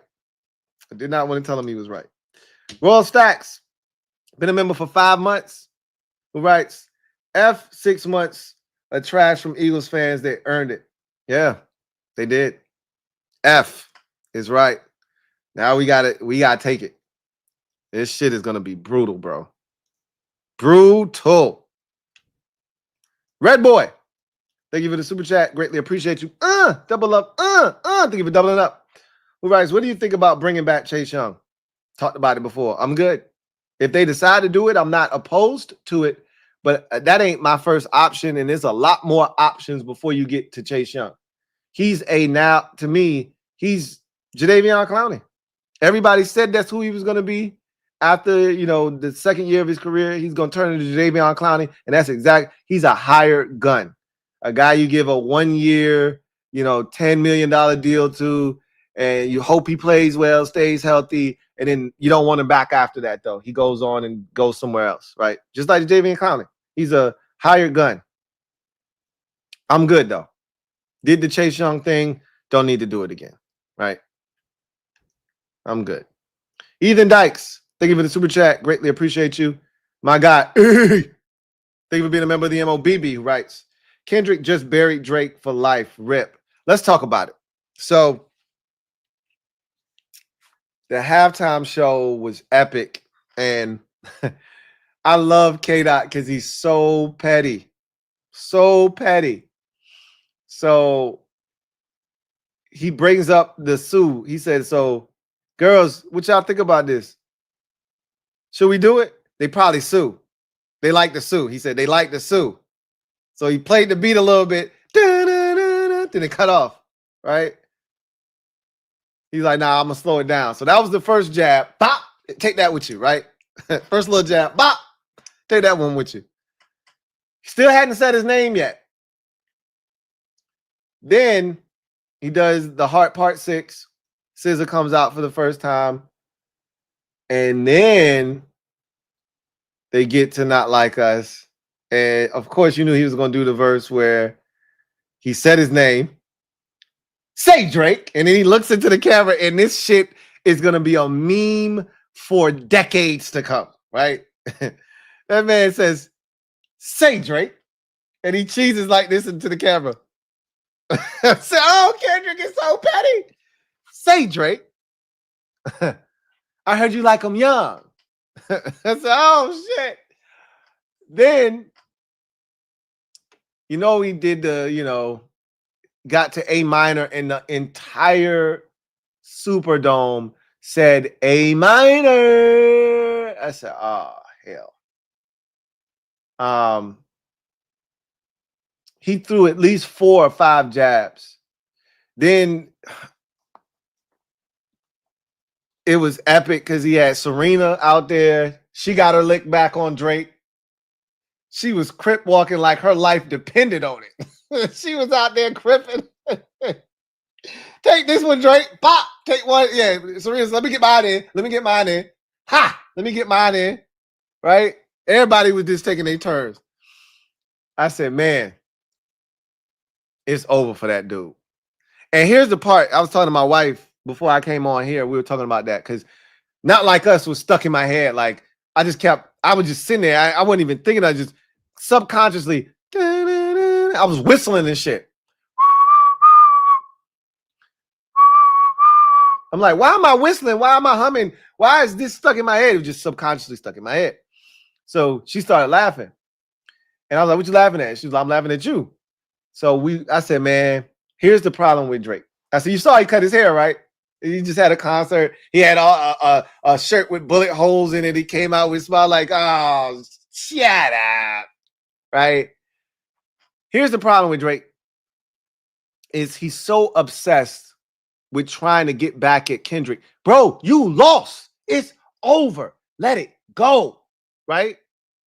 You're a hit maker. Make hits. Get back to the order of business of being Drake. Make hits.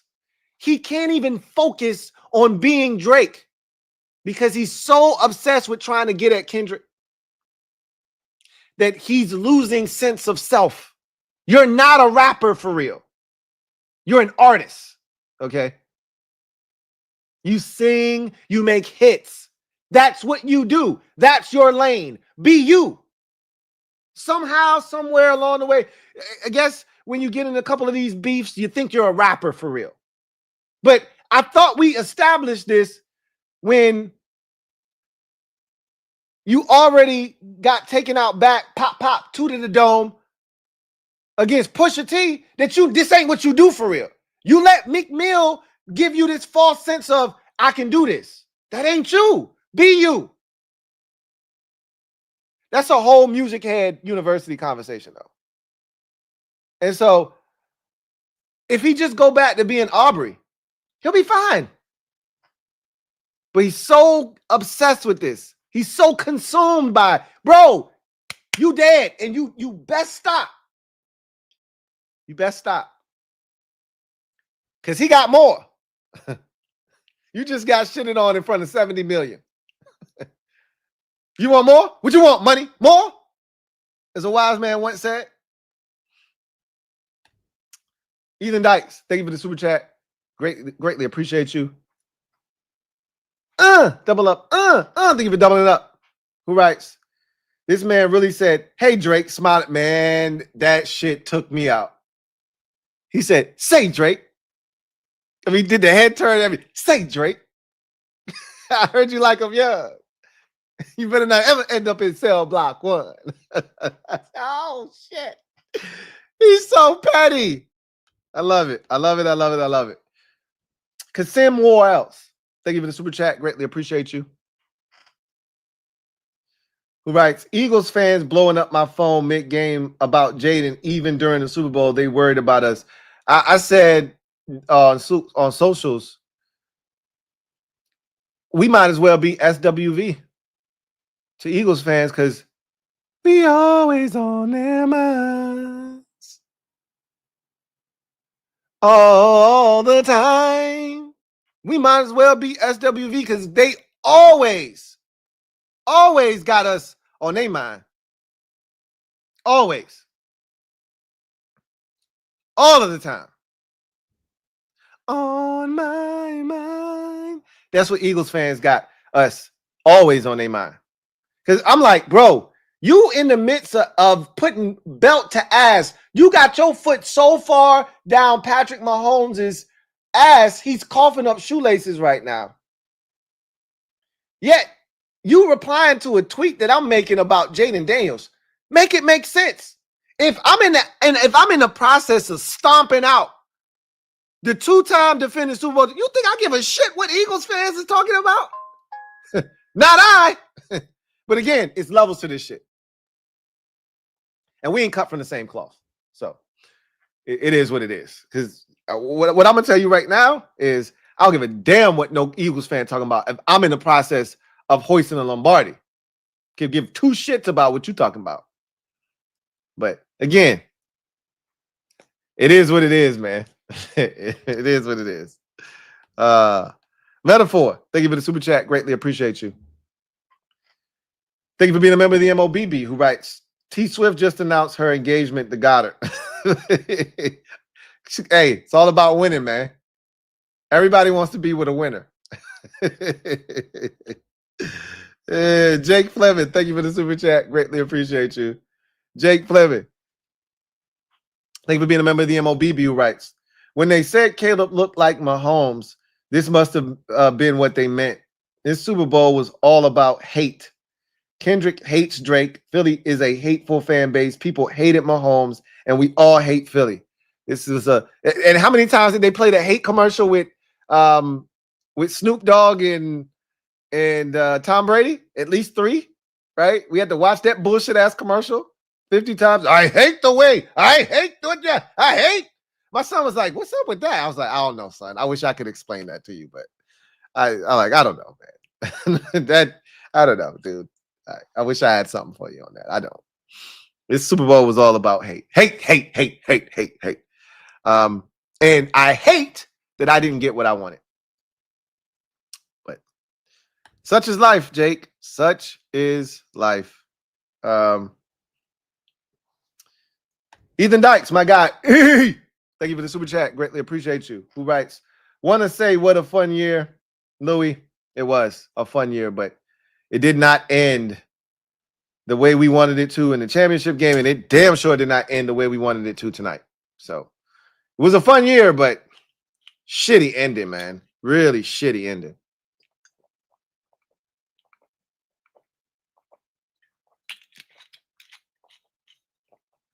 Subscribe, y'all. Y'all heard the man. Hit that sub button if you haven't already done so. Turn on that notification bell for more great content. Hit that like button if you haven't already done so. Over 790 of you out there, only 290 likes. We can do so much better than that. So if you haven't already hit the like button, please do so. Doesn't cost you a thing, takes you less than a second, and it helps this channel grow exponentially. So one more time, let's go inside the odds, brought to you by BetUS. We'll come back on the other side, and we will get out of here. Inside the odds.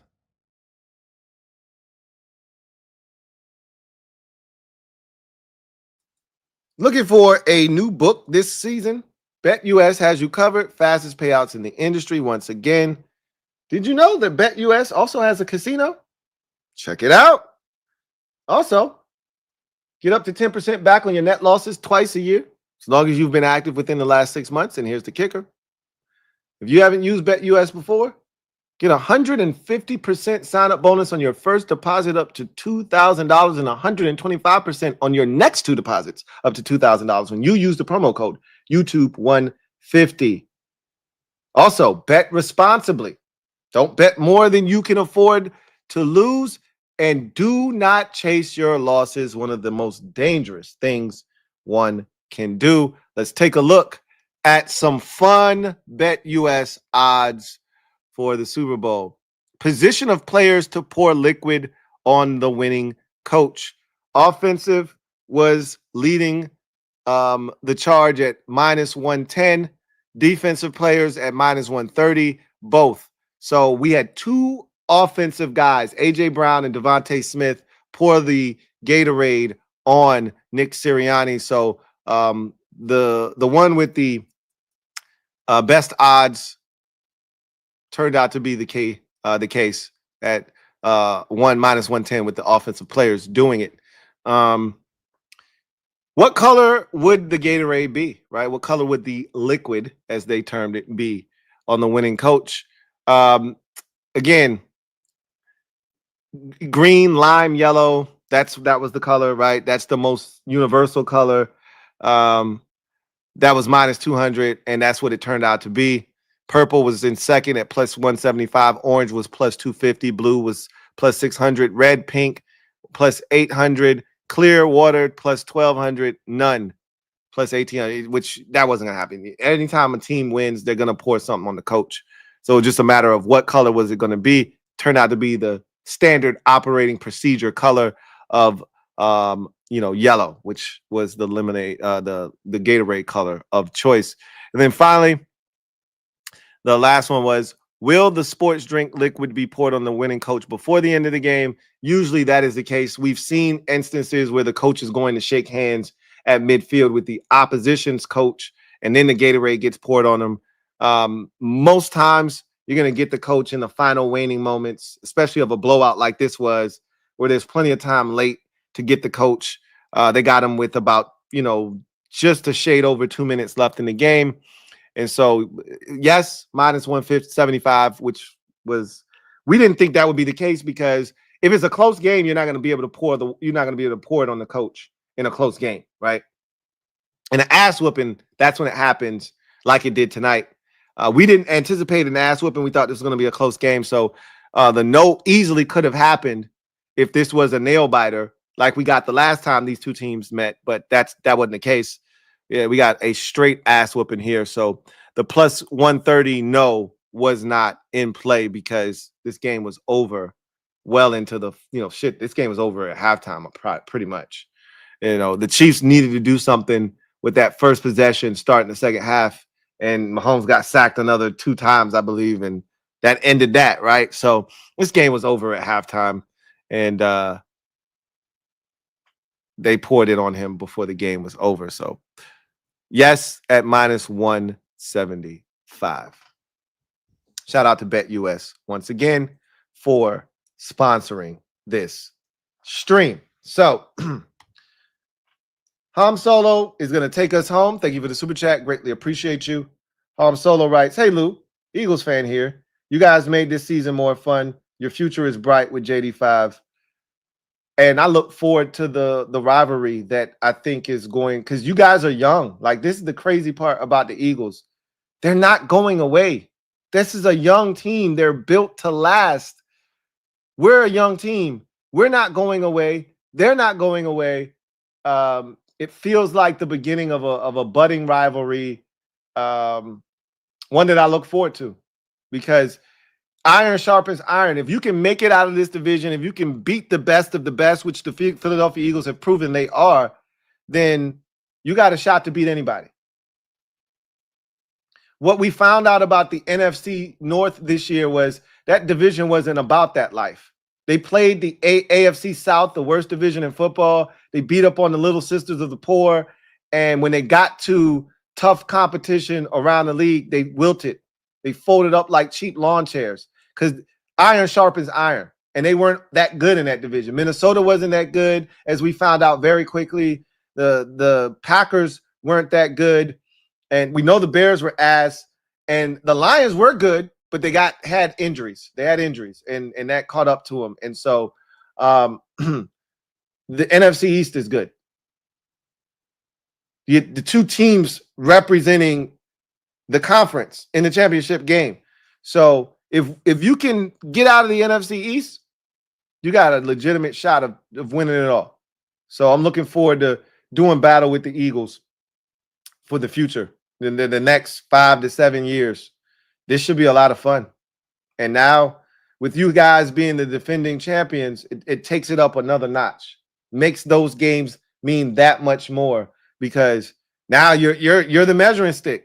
You're the team that everybody's looking to say, hey, how good are we really? Well, we'll find out. We're playing the defending Super Bowl champion Philadelphia Eagles. So looking forward to it. Congratulations, Ham Solo. Congratulations, bro. Just Andre, thank you for the super chat. Greatly appreciate you. Thank you for being a member of the MOBB. Just Andre writes, Joe Witt Jr. blitz package seemed basic. Is that because of bad cornerbacks? I hope next season we're going to get players that go for that ball. His blitz packages were basic to me. Like, we did a lot of the mugging the A-gaps, double A-gap stuff. Didn't seem like we brought a lot of pressure off the corners.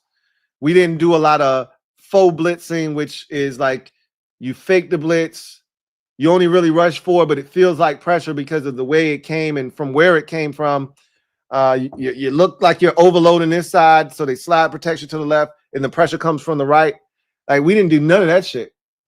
we won't do none of that shit. All we did was we're going to have Frankie and Bobby mug the A-gaps, both blitz, one blitz. That was pretty much it. We didn't have a lot of variety. Variety is the spice of life. We didn't have a lot of it. So hopefully when you get more stuff, you can do more stuff. Frank McLaughlin, my guy, Frankie baby. Aloha. What up, Frank? Thank you for the super chat. Greatly appreciate you. Thank you for being a member of the MOBB, my guy, Frankie baby. Aloha. Right. Lou, aloha. What up, Frankie? Aloha. Hear me out. I'm listening. You about to tell me some shit I don't want to hear because you said hear me out. So let's see what you got. This game makes me feel a little bit better about the conference championship game. Okay. I see where you're going with this.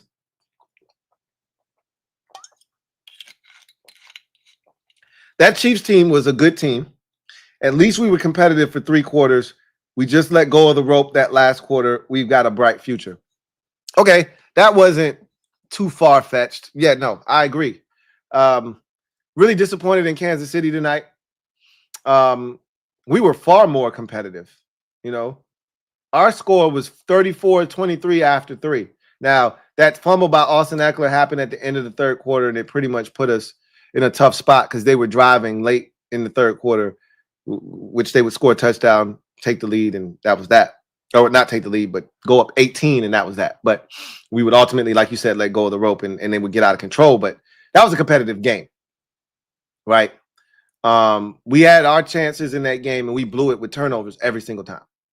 But they were never in this game, was Kansas City. They didn't score until the score was 34-0. They didn't get on the board until it was 34-0. So did not think in my wildest dreams we were signing up for a one-sided beatdown like the one we got tonight. Did not see that coming. And I don't like taking solace in, measuring losses. You still lost, right? I just want people to appreciate what Jaden Daniels did, because there was this, and again, I think most people did, but there was this prevailing thought of, the less savvy football fan that, oh, he didn't play well. And especially if you just look at the numbers, oh, he didn't play well. 29 of 48, yada, yada, yada, yada, yada. Like, if you watch the game, then you understand. At one point, he was 29 of 40. I know some of you are mathematically challenged at home, but that's almost 75% completion percentage, right? Like, he was dealing at one point. He was giving us a shot.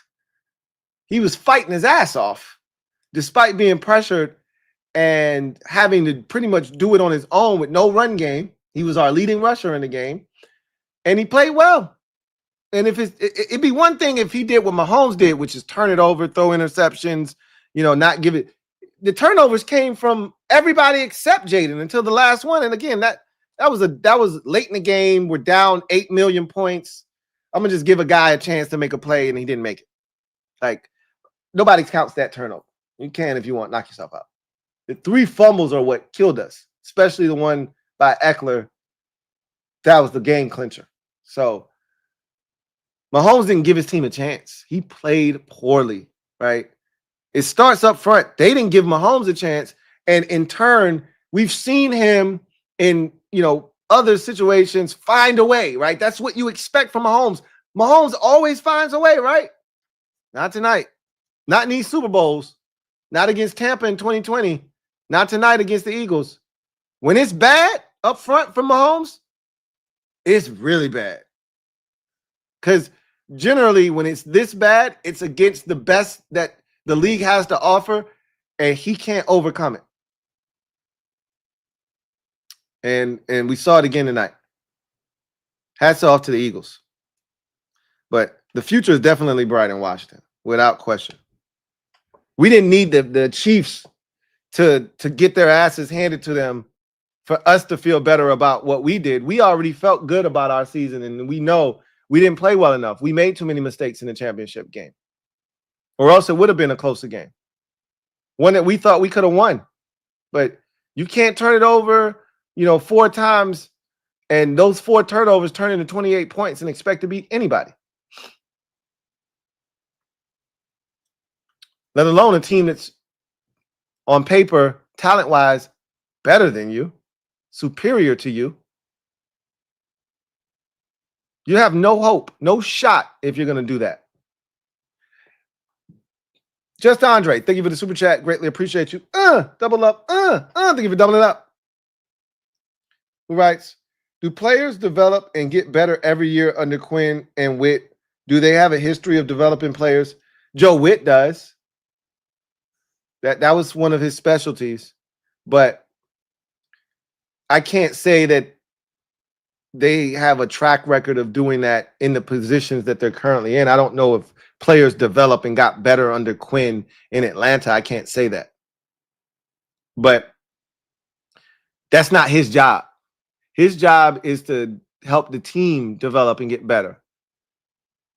The coaches on the staff are tasked with developing players and getting them better. And I think they've assembled the right staff to do that. So I feel pretty confident that that's going to take place. I feel confident. But I can't tell you that for certain, that that's what's going to happen. Shadow Striker, 789. Thank you for the super chat. Greatly appreciate you. Double up. Thank you for doubling up. Who writes, sorry, Lou. No leaving yet. Just got a stat for you via Next Gen Stats. 42 Mahomes dropbacks, 16 pressures, 6 sacks on 0 blitzes. 0. I had heard them saying that in the game when the play-by-play guy, I forget his name, when he said that, it blew my mind. He said it when they had 5 sacks, that they had pressured Mahomes, like I think the first possession after halftime, they had sacked Mahomes twice on that first possession, and he had said something to the effect of when the Bucs had beat Mahomes in 2020, they had pressured him 41% of the time in that game. It was the most of his career. Tonight, it was 47 at that time, and he said they had sacked him 5 times at that time, and they hadn't blitzed on any of those. They hadn't blitzed at all the entire night. And I was like, wait, say what now? Like, hold on. Say, you telling me all of these pressures came with 4-man rushes? He's like, yeah, that's what I'm telling you, bro. So yeah, I knew it was something to that effect. That's insane. That's unheard of. Like, it can happen, right? Jaden Daniels got sacked 7 or 8 times by New Orleans in that week 15 game. Where you're like, bro, what the? It happened though. Shit happens sometimes. When your front gets dominated, your quarterback, you give up some pressure, and early in the game, all of a sudden your quarterback starts to see guys, or the clock speeds up. He knows he got to go. I don't have time. Situation where he would get to the top of his drop, survey the field, get rid of it. Now he gets to the top of his drop and he's ready to get out of there. If that first read ain't there, Mahomes' clock was definitely sped up tonight. There were times where he'd get to the top of his drop and he just wasn't comfortable. And he was looking for the first avenue up that A or B gap to get out, and he would just run right into a sack. And that's what instant pressure will do to you. No blitzes. 4-man rush. That's the dream of every defensive coordinator, is to be able to rush 4, drop 7 into coverage, and get consistent pressure with just 4 guys.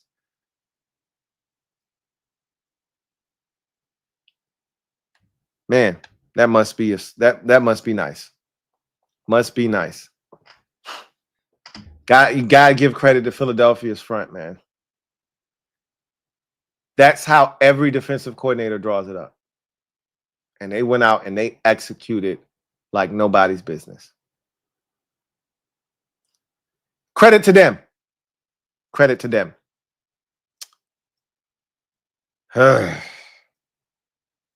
Philadelphia Eagles are your 2024-2025 NFL Super Bowl champions. That shit hurts to even say out loud. I knew this shit was going to happen when the Bills didn't beat the Chiefs, and here we are. And I hate it here. I hate it here. I'm just getting here, and I already hate it here.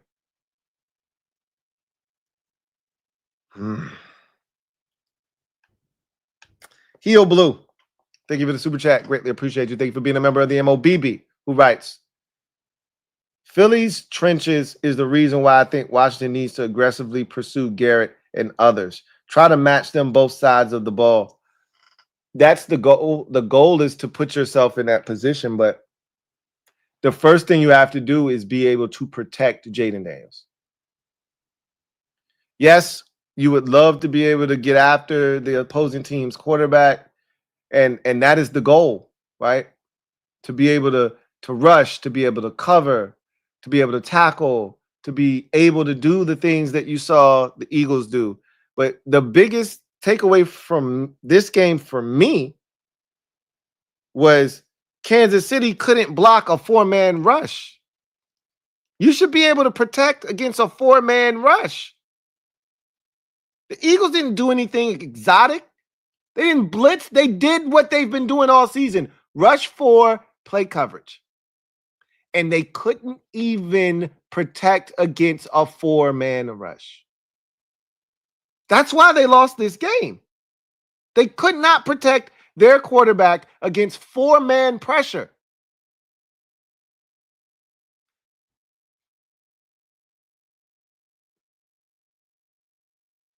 We have to protect Jaden Daniels. When we didn't play well this year in the games we lost, Jaden Daniels was under siege. Think about the first Dallas game. It was one of the worst games to watching him play because he was not comfortable. They were on his ass from start to finish. Think about the Steelers game.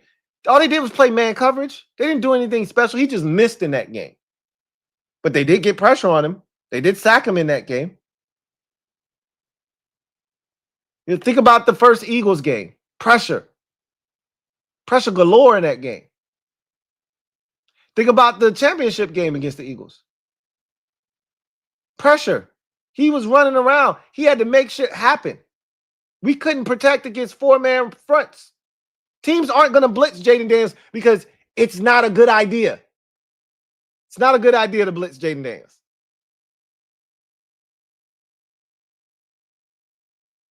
You got to be able to protect. That was my takeaway. I'd love to have Myles Garrett. Who wouldn't? Duh, right? Everybody would love to have a Myles Garrett on their team.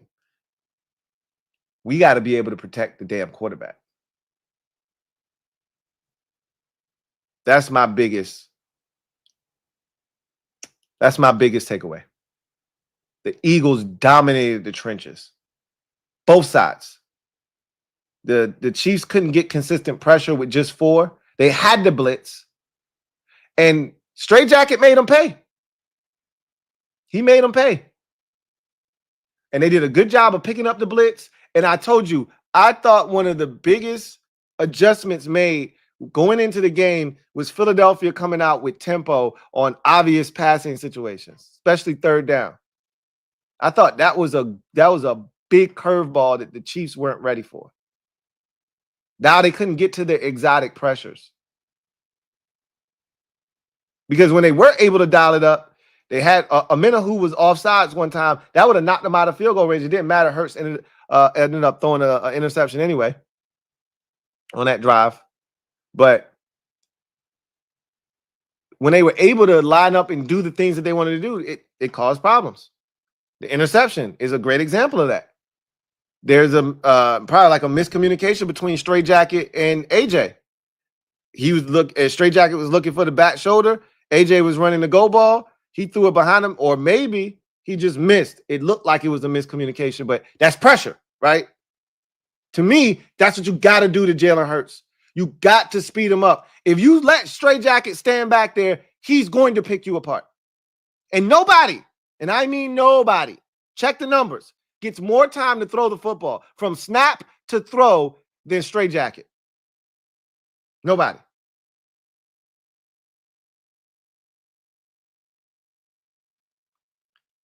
You got to protect, and they can protect, and they could get after, and that's why they won.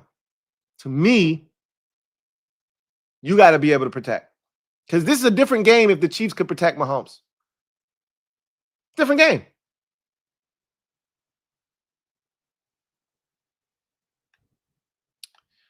Angelique, thank you for the super chat. Greatly appreciate you. Angelique writes, Eagles fans here. Congratulations, Angelique. Congratulations. Well deserved. Can't sleep. I wouldn't be able to sleep either if I were you. I would have been over the moon. It's the same way we felt when we beat Detroit. I couldn't sleep. So this is probably times 20, times 50 when you win the Super Bowl. It's levels to this shit, as I always like to say. It's levels. You on a whole nother level. You on a new level. You on a new level. Still high on this win. You should be. You're going to be high on this win for a long time. It's not just tonight. It ain't tomorrow. The parade will probably be on Wednesday. You're going to be high on it all the way through. You probably won't get over it until like probably the draft. And even then, you still be talking your shit. Thank you for making this season entertaining. You and LB gave me the best laughs this season. Really appreciate that. And congratulations again. Congratulations again. Really appreciate you, Angelique. Red House, not Roadhouse. Thank you for the super chat. Greatly appreciate you. Red House, not Roadhouse writes, little sick that Jahan has a ring with the birds. I'm not. I already told my wife, I said, man, I ain't upset at Lottie Dottie, man. Go get your thing, man. Go get your thing, Lottie Dottie. Good for him. He didn't ask to be traded. Right? He didn't ask to be traded. They decided that Lottie Dottie didn't fit what they were trying to do. I'm not mad at that. So, good for him. Good for him. I just hate that they won a Super Bowl, period. Forget about Jahan. I give it two shits about Jahan. I just hate the Eagles won a Super Bowl, right?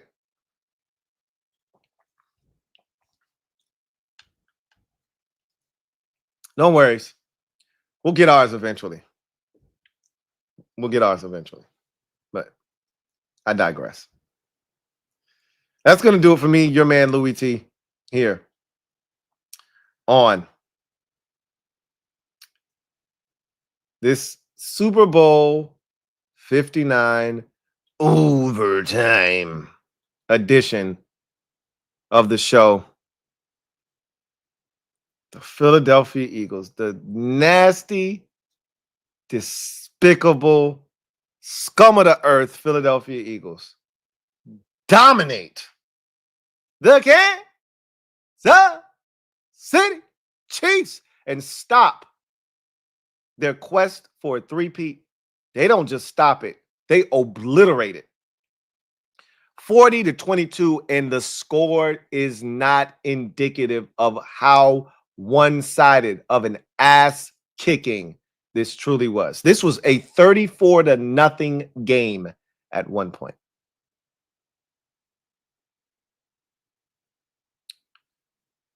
Hats off to the Eagles.